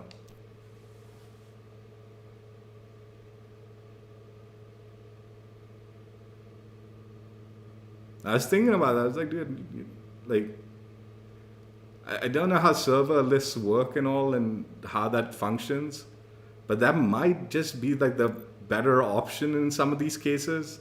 Like, I really want to complete that zone control mode. I mean, challenge, right? I don't mind playing some laggy games to win it, like to get the win. I just don't want to wait 15, 20 minutes and only have the option of a laggy game. Whereas if I had a server list and I look zone control up and there's like, okay, there's only 3 lobbies that are playing zone control that have an open slot. It's going to be laggy, but I can get into it immediately. I can make the decision. I'm like, okay, yeah, it's not going to be a great ping, but at least I have a chance to try to get that dubski. And then like, you know, I can, something like that, right? Something like that. But again, I don't know how that functions properly in relation to dedicated servers and all that. So again, this is like a technical thing that I don't fully understand, but either, you know, like non-disbanding lobbies or a combination of non-disbanding lobbies and server lists where you can kind of just pick your server mode and jump into that quickly. And, you know what you're getting yourself into because you see the connection when you're looking at the servers and you're like, okay, it's going to be a high ping game, but at least I can get a game of Capture the Flag. You know, like, dude, I'm saying this again, like, for me, playing the game, like, for 5-6 hours a day, right? And I get, like, 1 or 2 games of zone control, right? So I have a small opportunity. So as long as I'm doing that every day, maybe I can complete the challenge. Maybe, right? But for the regular dads and working people, they have, like, only limited time, dude. And if they want to complete a challenge, get the reward and all, they don't have time to be sitting there 20 minutes to get into the game. And they're not going to be playing the game 5 hours with a custom playlist, hoping they'll maybe get into zone control at least once that day or something like that, right? No, they just want to play the mode that they want to play to get the reward they want to get, or play the mode that they want to play just for the joy that they want to play that mode. I think this game would actually benefit from both. Like non-disbanding lobbies, a server list, and some way of like creating like local servers. Like, so maybe I'm jumping on and I'm like, what I could do. Here's another example that what I could do, okay? Say I'm jumping on. I know I'm going to be playing for like 5 hours or something. I don't know, whatever, right? Maybe I can create my own server with TDM, domination, or whatever. TDM, domination, occupy, and thing. Right?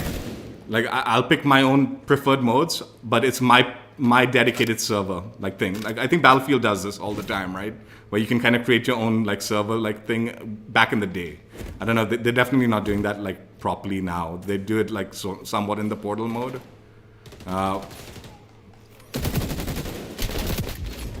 But then someone sees the lobby and he's like, oh, I like that playlist. He's playing from India, the ping is good for me.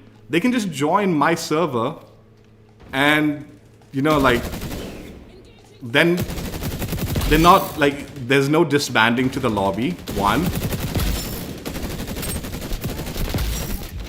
There's no disbanding to the lobby. And they're getting a curated playlist, right? Where it's multiple modes.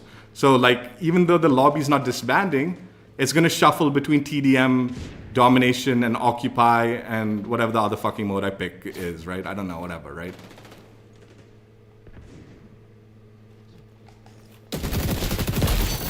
Like, I'll tell you one thing. They're, like, in, like, Battlefield, they do Easter eggs, right? And, like, the recent 2 Easter eggs that they did actually required, like,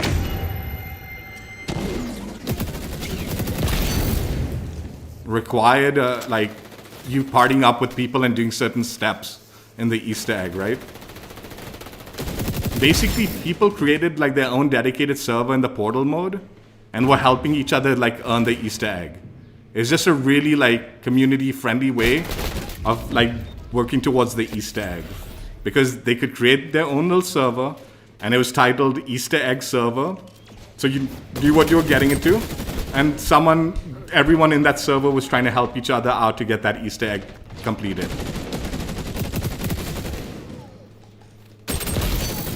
The problem with dedicated servers like that is people will also do farming lobbies, right? Like, they'll be like, okay, come here into this dedicated server and you can farm kills for your mastery camo. So that's where, like, those kind of systems somewhat fall apart, because, like, people do take advantage, like, oh, you can just farm kills in this lobby and, you know, we'll make it work, right? So it does have, like, a negative downside, I guess. But I mean, I don't know, man.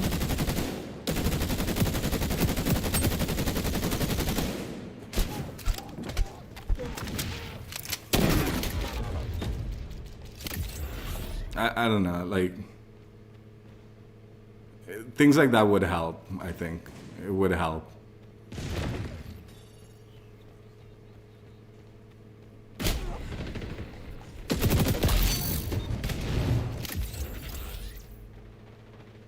So they would need, I would get annoyed if I knew someone could earn the mastery camo by just farming a dedicated server like playlist.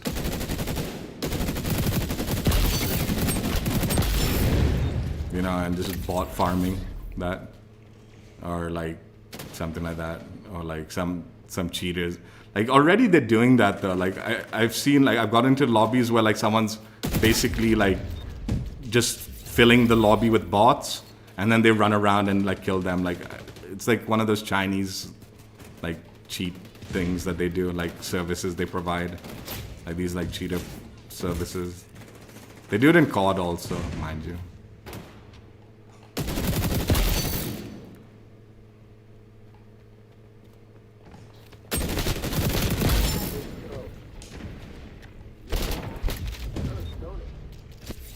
What's up, crazy?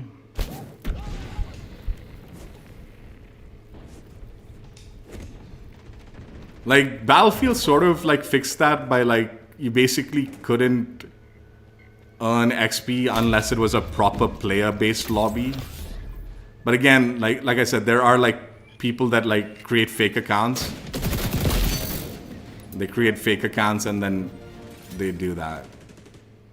And like I said, that would really piss me off if like someone was doing that and I worked so hard and put so much time into like the camo grind, only to find out some idiot's just been farming, which is happening anyway, but like I think those kind of things should be stopped.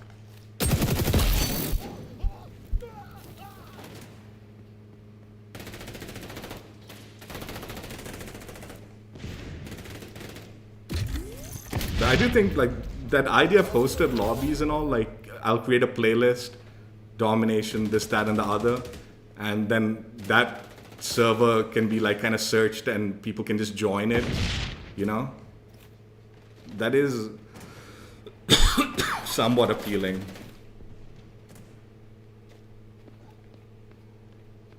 I mean, there's a lot of complications behind this, you know, like how like accessible do you allow the person to like how accessible is it gonna be? Like, do you allow the person who's hosting the server to kick people? Because that can get kind of toxic, right? If like the person's like kicking people for no reason or something like that.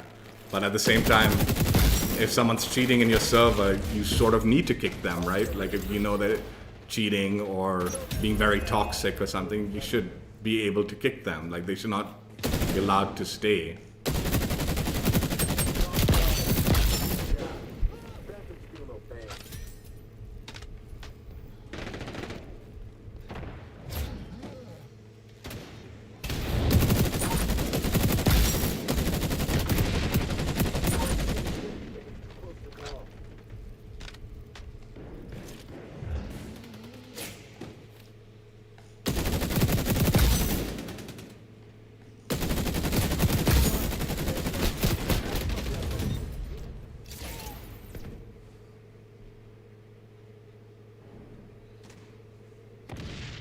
Toxicity. If someone started like throwing racial slurs, I'd want to kick them out of my server. Like because you'd be creating like a server in Asia, right? So it'd be very easy to become very racist and something like that, right? I could jump into like an Asian server, like a Chinese server or something, because you know I constantly like bitch them out, right? And I could be like, oh, you cheaters, blah blah blah, and then like you know, cause chaos. Or there was an instance where like I think there was some Middle Eastern players that were cheating in this game and they were like targeting Asia servers. Like I think they were cheating, I don't know for a fact.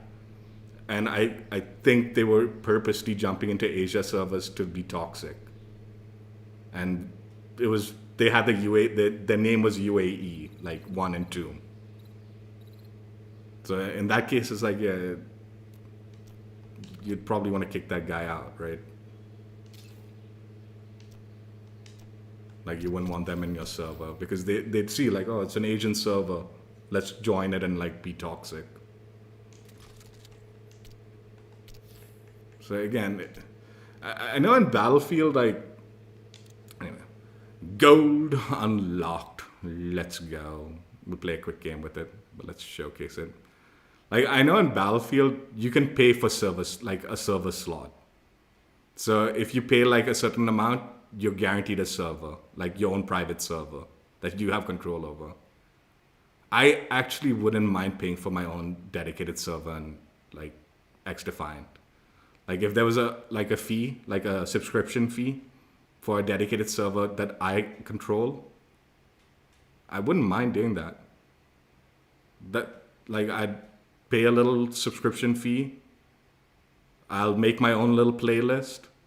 I'll kick the people that I don't like, that I feel are being toxic. I'll try to be good about it, but I've paid for my own server space here. I don't need to be good about nothing if I don't want to. It's my server. See, the thing about like that, in situations like that, is if you know this person's server is there, right? If he's just toxic, you just won't join his server. And eventually his server will just die out. Like people won't want to join it.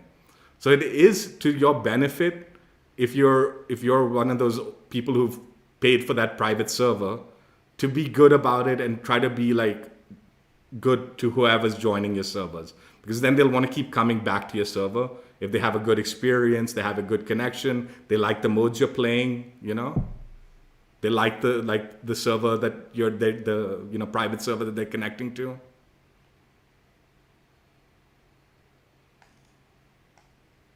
Again, though, like I said, there is potential for cheating, the like challenges and stuff like that. But I think, like, in all honesty, like, I would far rather have like that option to have my own server and just know it's a good experience and the people joining it are like, the community joining it are going to be good about it, right? I'd prefer that and not really give a shit if someone else is doing some cheese for some challenge, right? Who cares, man? At least we're having fun playing the game, right? Still. And like I said, there has been times, like I said, the Battlefield Easter egg challenge, that wasn't like you have to kill somebody and you have to do something special and it can only be done in a live game. Most of the time, those challenges were like just you need to party up and do it in a private server because it made more sense. Like it wasn't like something that was like, so in situations like that, that's a challenge that you're doing the like private server nonsense for. But in the Easter eggs for Battlefield, it was sort of meant to be done that way.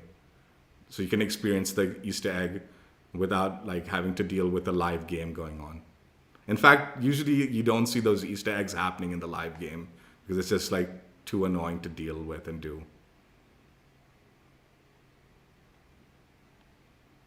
Like honestly, it was like mind-boggling when I was doing the Easter eggs in like Battlefield because I was like shocked that the community would do something like that, like create a special server to help each other earn the reward for the Easter egg by completing and experiencing the Easter egg. But yeah, again, like I said, partially it would definitely, on the back of my mind, people with pyroclastic and all that, it'll start being like, oh yeah, the guy probably joined a bot lobby and just farmed. But who cares, actually, in the end of the day? As long as I'm enjoying myself, I've got like a guaranteed solid Indian server with the playlist I like, and people are joining it, and it's filling, and it's active. Fuck that, man. I'd prefer that over anything else, man.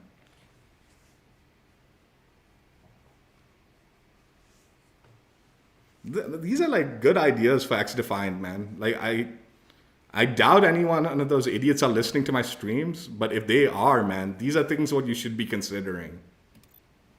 A subscription service for a private server, dude, that's not a bad idea, dude. There are enough super dedicated XDefiant players that I think they would pay like, like $60 a year or something or whatever. Like, I don't know what like the Battlefield price for that is, but like, I don't think it's that costly. I think $60 would be on the extreme side. Like, I think in Battlefield, it's like really cheap to like have that like thing. Like, I know in this game's Battlefield, like if you've bought the battle pass, you are guaranteed at least one server, private server for yourself. That was part of the Battle Pass offering every season, right? And so it was just literally the cost of the Battle Pass, and then you had the option. But like I said, in this Battlefield, it was specifically tied to like it wasn't the proper servers. Back in the original Battlefields where you could connect to like the proper servers, like private servers and all with the proper game modes. Like this one, it was connected to that portal mode of theirs, like the portal mode, which you technically could play and all, but it wasn't quite the same experience as playing the regular maps on the regular playlist. So it wasn't quite as valuable. But I know back in the day, they used to have regular map playlists where private server and all that, and people could pay for it and all that. So again, like when I say $60, that sounds extreme because I don't think like I'd wager like what they could do is the people who bought the founders pack could have included a dedicated server for them for the year. It's like you have your own dedicated server, the people who paid for that founders pack, right? one of the founders pack options could have been a server slot, right? Or if they wanted to, they could do it like seasonal. So you're like, what, instead of like tying it to the battle pass, right? What they could do is tie it to the seasons pack. So instead of giving like XP tokens and stuff like that, right? They could have done like, you get a server slot, but you have to pay cash. And the cash amount, you know, like the season 2 starter pack, right? Or whatever, the season 2 like faction pack or whatever, like the Highwaymen starter pack thing that they were selling. Like it was like $30 or something like that, which was on the extreme side. And they were doing something stupid with it. They were like giving you a DedSec faction unlock, this, that nonsense, X coin and all that. It's like, dude, I've already got the DedSec faction. I've already got the like Highwayman faction unlocked. I don't need those things, right? So instead of that, like maybe it's like, yo, you can get like, you pay for that. And this would be an interesting way of guaranteeing cash every season, right? Because those packs are cash that you can buy it with X coin, right? So maybe they could require like you buying those dedicated slots with cash only, right? So you can't pay it with your X coin. And this would be a way of like getting money into the game, right?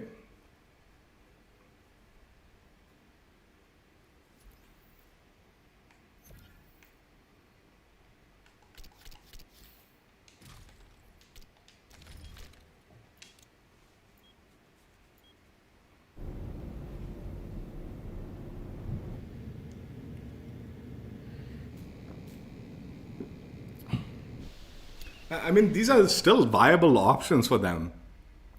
Like, I actually think private server option is actually something that could increase player base. That is something that people will see and be like, oh, that's actually a pretty fucking good deal. I can just play with the people I enjoy playing with. My friends and I, if we pay for that little server spot, we're guaranteed that spot, like on the Indian server, every time I jump on, and we'll have a good time playing together. That's not a bad fucking idea, man. 3, 2, 1. Get out there and capture those ghost shadow teams. See, the problem with these morons, though, is like, this is a good idea, but they're so slow to act on it. It'll take them forever to actually implement something like that, and then it'll be too late. I don't want to play on this 100 ping lobby. I'm sorry. I just don't want to play 100 ping. Asia. That does sound good. Like, I could totally, like... I'll tell you one thing, man. I'll tell you one thing. If I was guaranteed an Indian server slot every time I played this game, right? Guaranteed. Because I've paid for that experience, right? And I know my servers will fill up because like I'm good to the like community and all or whatever, like I don't kick them or something. So I know as long as I'm playing, that server is active, there are people playing on it and I can just jump on it anytime I want. I definitely consider XDefiant over COD, personally. Like not always. Like there's definitely going to be times I'm going to want to jump into COD and complete the events. I want to like grind out the like camo challenges. I want to grind out this and that on it. But if I know I'm guaranteed an excellent experience in like XDefiant because I paid for that server and it's active, it's still like running, people are jumping into it, I'd be like, yeah, I'm just gonna go and play XDefiant on my server that is always gonna be a good connection. And if I suspect someone cheating, you know, I paid for that server, I could kick them, you know. Whereas like in COD, it's like, dude, I don't have any of these options.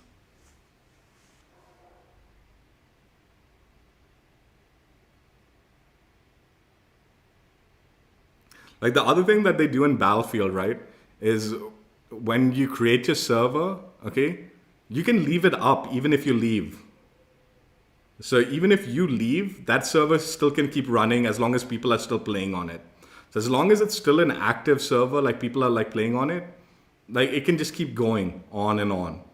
So like if you create a good server with guaranteed Indian lobby, my playlist is these modes, and then people join it, right?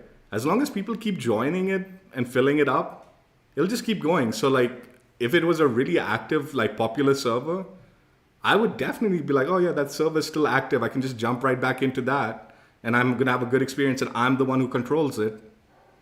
And when I'm not playing it, it's still active. People can keep jumping into it and playing it.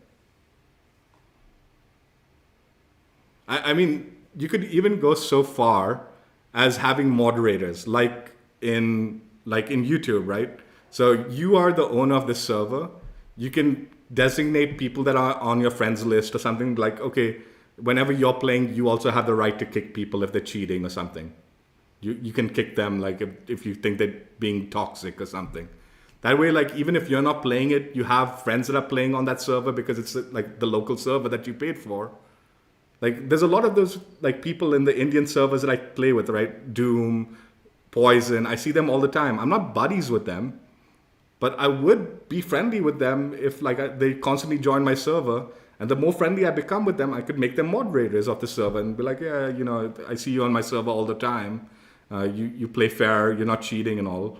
When I'm not around, you can kind of like control the server like by kicking people if you don't want to. But limited moderation and stuff like that, depending on.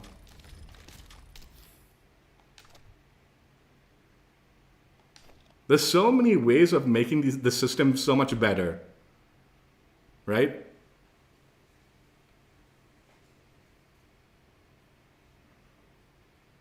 And mind you, this idea that I'm saying, this is not me being some genius, like, oh, how did he think of this?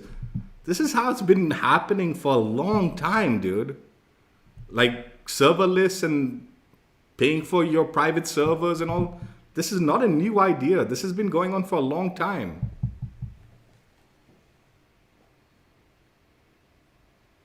I'll tell you the other thing about the idea of the private server. Okay, it would alleviate the fucking bullshit that these guys are doing, right? Like these guys are always trying to penny pinch on their servers. Like I said, like they don't want to like start a server unless it's a full lobby, right? Because that costs them. Well, I've paid for my slot on that server. I've already paid for my slot on that server. It doesn't matter anymore.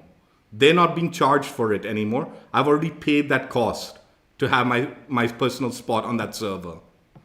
So therefore, those servers are always going to be active. It's going to be like open if you want it to be open, closed if you want it to be closed.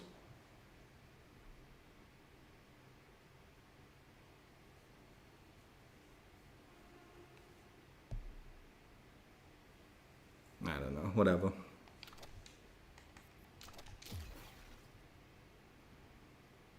I'll tell you one thing. I give way too many of my ideas for free to these clowns. Actually, I should just let them fail and keep my ideas to myself.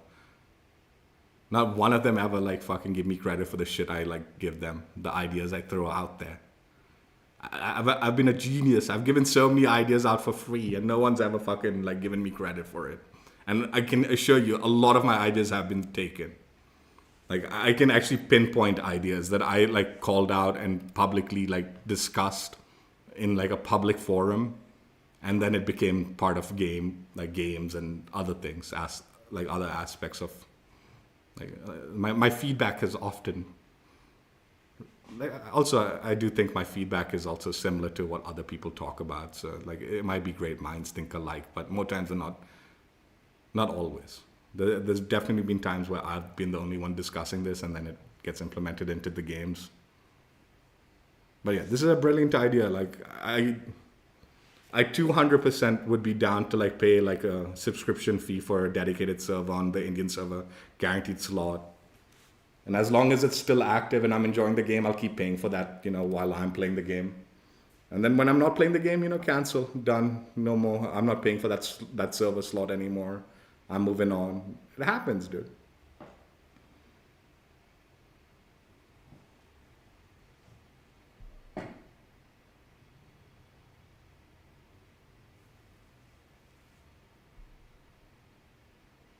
I don't know if COD ever did dedicated servers.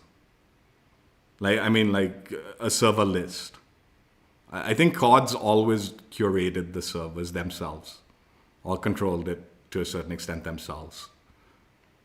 The server listing, like I know, like like I said, Killzone did it, like Killzone 2.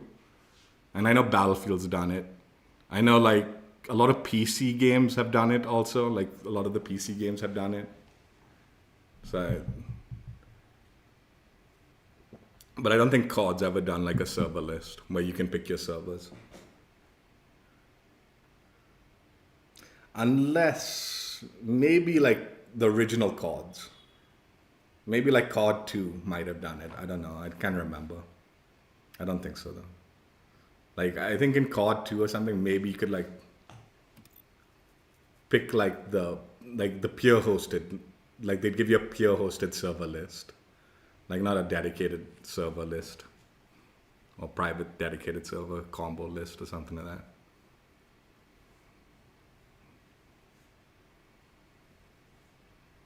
COD 4 did that.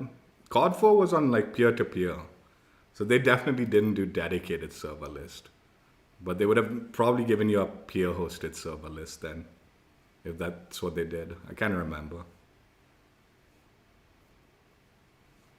Like they'll just show you all the peer-hosted lobbies that are like available, and then you could join it. I think they used to do that also in Gears of War and stuff like that.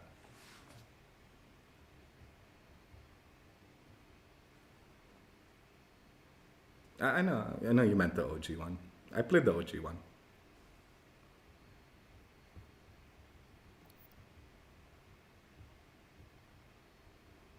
Dude, I should have just stayed in the 100 ping lobby. Fuck.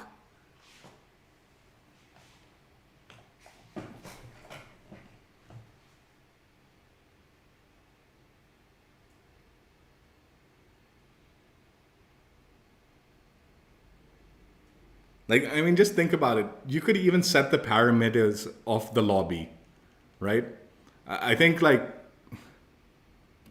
Ghost Recon did this a long time. Like Ubisoft's done these things, mind you. Okay, it's not.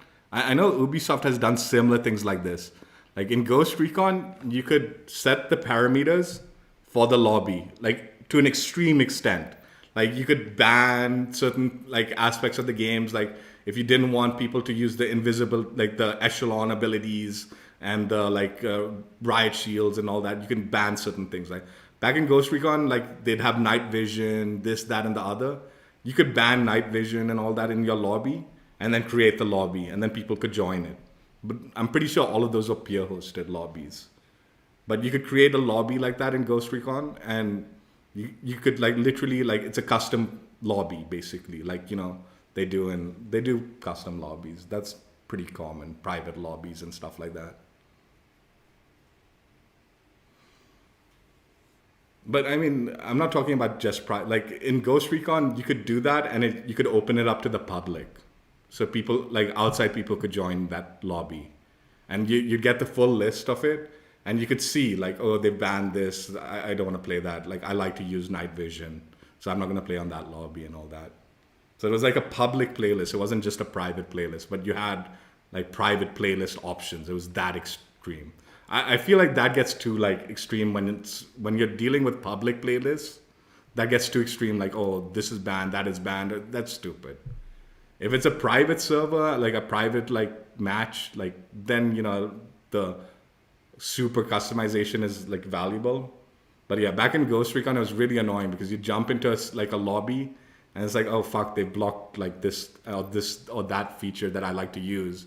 I didn't realize it, and that would get kind of annoying. Like I know they used to do that like in Graw.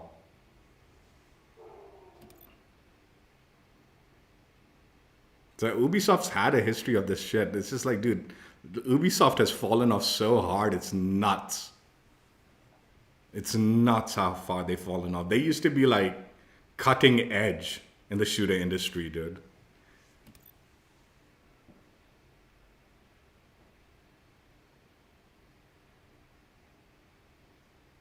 I've always said this. I'm almost certain Modern Warfare 4 was heavily inspired by the Tom Clancy franchise that Ubisoft was doing in the 360 days. Like heavily inspired by it. Like before that, they were doing like the World War shit, and it was so boring. It's so like fucking like. I hated it. I hated the World War II like theme. And then out of nowhere, like COD 4 came out, Modern Warfare. And this was like during the like hype time of like Tom Clancy games, just like blowing up every game they did put out, like it was selling because everyone liked that kind of like modern styled shooter aspects of this the Tom Clancy franchise. So I've always like been under the impression like COD 4 was definitely heavily motivated, and like at the very least it got heavy approval because everyone saw Ubisoft's Tom Clancy games doing so well.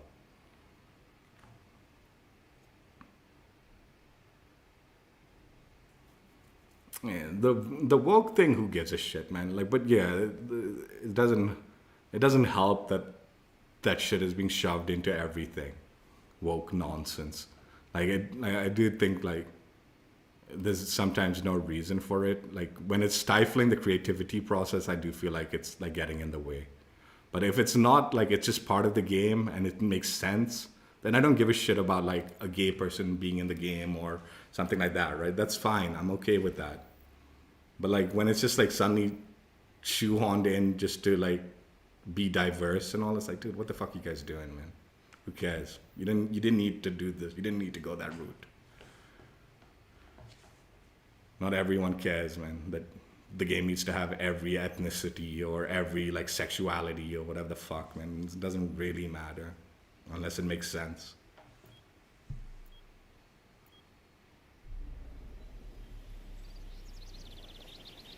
But, I mean, that's not the point, man. I'm talking about like the technology, not like the the idea, the innovation of those games were like cutting edge. I'm not talking about like, oh, the story's gotten woke. Who gives a shit about that? I don't care about that. The technology, the gameplay was at its peak back in the 360s for like Ubisoft games. And now it's just like, fuck, you doing the same garbage. You don't even know how to like push the like needle forward anymore. Team deathmatch. I think you know the rules of engagement here. 3, 2, 1. Neutralize the I'll tell you, I have like a whole like opinion on how to save Ubisoft, but I'm keeping it to myself because I don't want to share it for free to those dumbasses. Like I guarantee you, 100%. If I was CEO, controlled like Ubisoft, I'd be making them money. They would not be in the state they are in. 100%. And it's so easy. I wish I could say it. I would say it. I probably will say it one of these days. But I honestly don't want to like give them the idea because they just steal these ideas of mine and then act as if they're the smart ones. No. Fucking give me money. I'll tell you how to save your stupid ass company. It's so easy too. It's so easy. They're so brain dead, it's unbelievable because like they could be like on the right track so easily. Instead, they're doing their stupid ass shit game after game and then wondering why they're like in such a fucking dire state.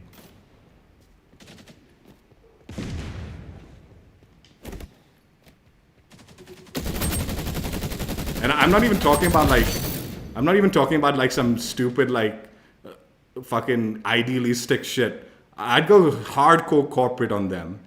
My idea is like hardcore corporate. Like it would make them money, guaranteed. Like this is not like, oh, let's do this for the people bullshit. No, you'd be doing it and the people would be happy and they'd be buying your crap. They just don't know what they're doing is all.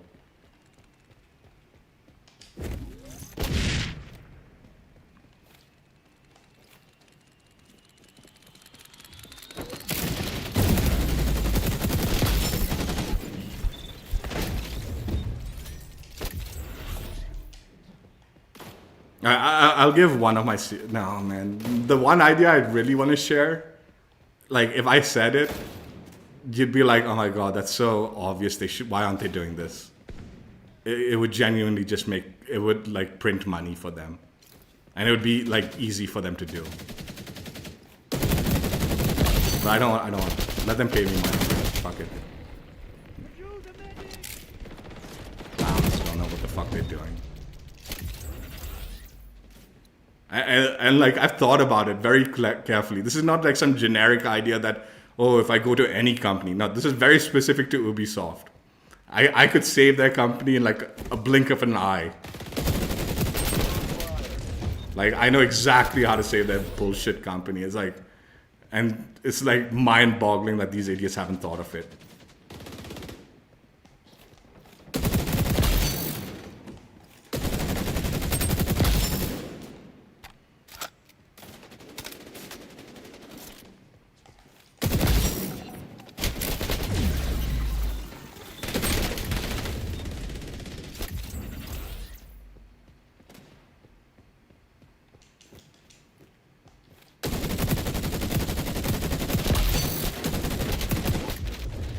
I wish I had so much money I could buy Ubisoft.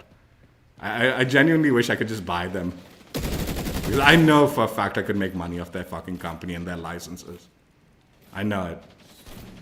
I'd get rich off their stupidity, man. Like, and just buy them like cheap. And just make so much fucking bank off their stupidity. I know it. Fuck. Unfortunate. Unfortunate I'm a poor bugger.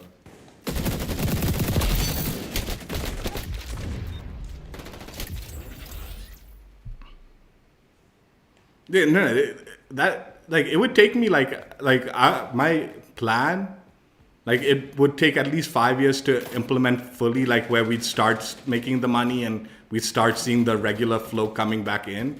It wouldn't be like I can't make them like make money immediately. Like if I joined and I implemented my idea, it'd be a 5 to 10 year plan.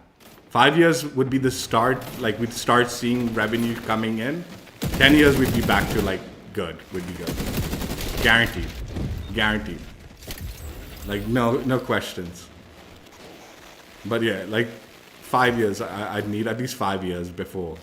Like it would take like that long. Because you need to develop the games that I'm thinking of and the ideas I'm thinking of. There need to be development time for that. Like they don't have the development of what I'm thinking of, but they could because they have the licenses. They have the things, they have the tools to do what I'm thinking of. They just don't know how to do it, is what the problem is.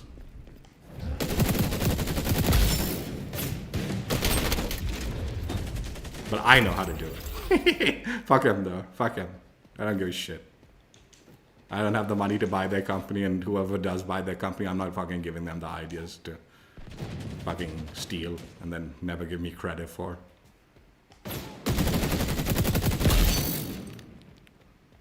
Fucking these companies, dude, genuinely Ubisoft is morons. Like in my head is like, dude, how are you so stupid? It'd be so easy. It'd be so easy to make money off your game, off your company, and yet you're fucking losing money. It blows my mind. It blows my mind completely. Because you have everything you need to be like a fucking dominant company. You know, actually the same thing is somewhat true to like PlayStation. Like PlayStation also is kind of like moron fucking company, dude. Like they have so much going for them, but like they're just idiots.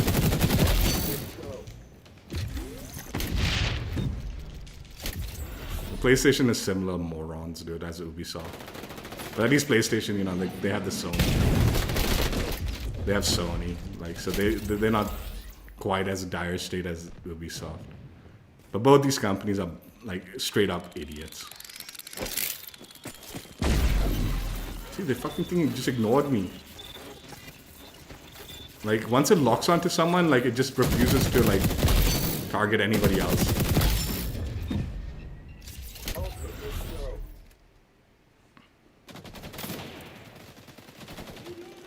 No.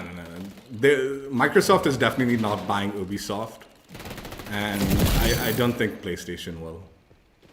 Like PlayStation's made some pretty bad investments of late, like big investments. So like if they tried to like they don't have the money. Like PlayStation's genuinely made some really bad investments. Like Bungie, they bought like Bungie, right? Destiny. That's been a pretty bad investment as far as I've seen so far. Concord was a massive disaster. That was a huge like purchase that they screwed up in. they've made some really bad investments of late. They don't have the like funds to buy Ubisoft, and they wouldn't take the risk either, because, like I said, Sony's just as stupid as Ubisoft, so they don't know what they're doing, right? So it wouldn't be like, oh, Sony can come and save them. No, Sony are just as stupid as they are. So them buying Ubisoft isn't going to save nothing. And Microsoft just bought Activision, so they wouldn't even get like, permission to buy Ubisoft. That'd be too much. Like they'd be cornering the market way too heavily if they went that route. And again, it's a dicey purchase, right? Ubisoft is a dicey purchase, even at the price they're buying it.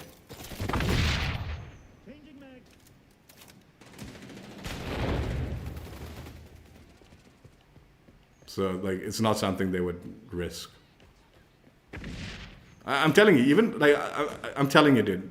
Okay, they're all fucking like, even Microsoft brain dead. Like they don't know what they're doing. Not to mention they have too much on their plate at the moment.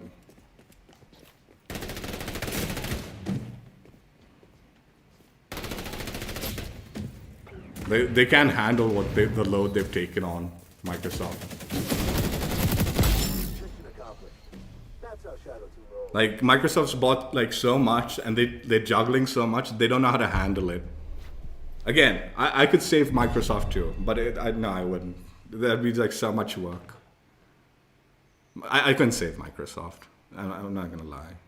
I could help Microsoft if I worked for them, but I couldn't save them or anything. Like I could help. Ubisoft, I could straight up save. Ubisoft, if I took over that company, I'd be rolling in the dough. 10-year plan. 10-year plan, I'd be rolling in the dough. 5 years to get us started and rolling in the correct direction.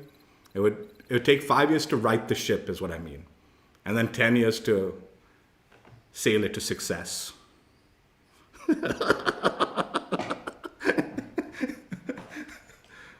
It's so easy to, you don't understand. In my head, it's like, God damn, these guys are morons. How are you not doing what I'm thinking of? How are you not doing what I'm thinking of? But they're not. They're not doing what I'm thinking of, and they're just fumbling. Gold unlocked on the L86. Let's go. I actually really want to get these LMGs out of the way, man. Like, after playing this, man, it felt so slow and boring. It's not fun. It's OP, it's strong. Not OP, it's strong. But, man, like, just sitting, hunkering down LMG gameplay, never been the biggest fan. Never been the biggest fan. Actually, I've said this a few times. In Cold War, the LMGs were mad OP. They were so good in Cold War, right? Like Call of Duty Cold War. Almost never used it. Because that gameplay is just so boring sometimes. But it was really strong in Cold War also. In this game, the weapon balance is good. It's not that it's good, not good or anything. I just don't like LMG gameplay as much. But this was okay. I think like it is definitely, this LMG is definitely a toss-up between this and the RPK. Like out of the weaker LMGs. I haven't yet started grinding out the M60 properly yet, so maybe I'm calling it a little early. I need to get a little time with the M60. Probably should put a little bit more time with the RPK and see how that's playing out at the moment.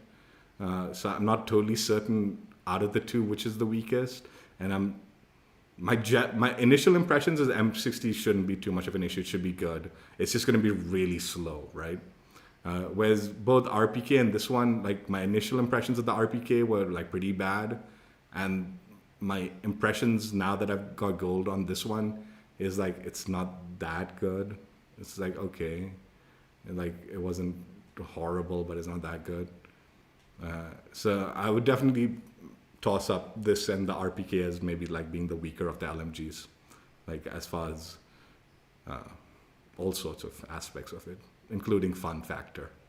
But yeah, gold unlocked. Actually didn't make quite as much progress as I was hoping for in the titanium grind. was hoping I'd be like close to 300, if not more than 300. Did my double XP token end or something? Yeah, look, I'll queue up into escort because we'll never get into that mode. No, XP token was going on the whole time, dude. Jeez. I really did not make as much progress as I would have liked. I was hoping to like burn through the like levels with quad XP going on. But I guess not the case. We'll need to put a little bit more time into this gun before we can confidently say Prisma action is in the horizon. Not too far off though. Yeah. More than the double XP, I'm telling you, man, storing up your like double XP tokens to like quad XP it when the weekend happens.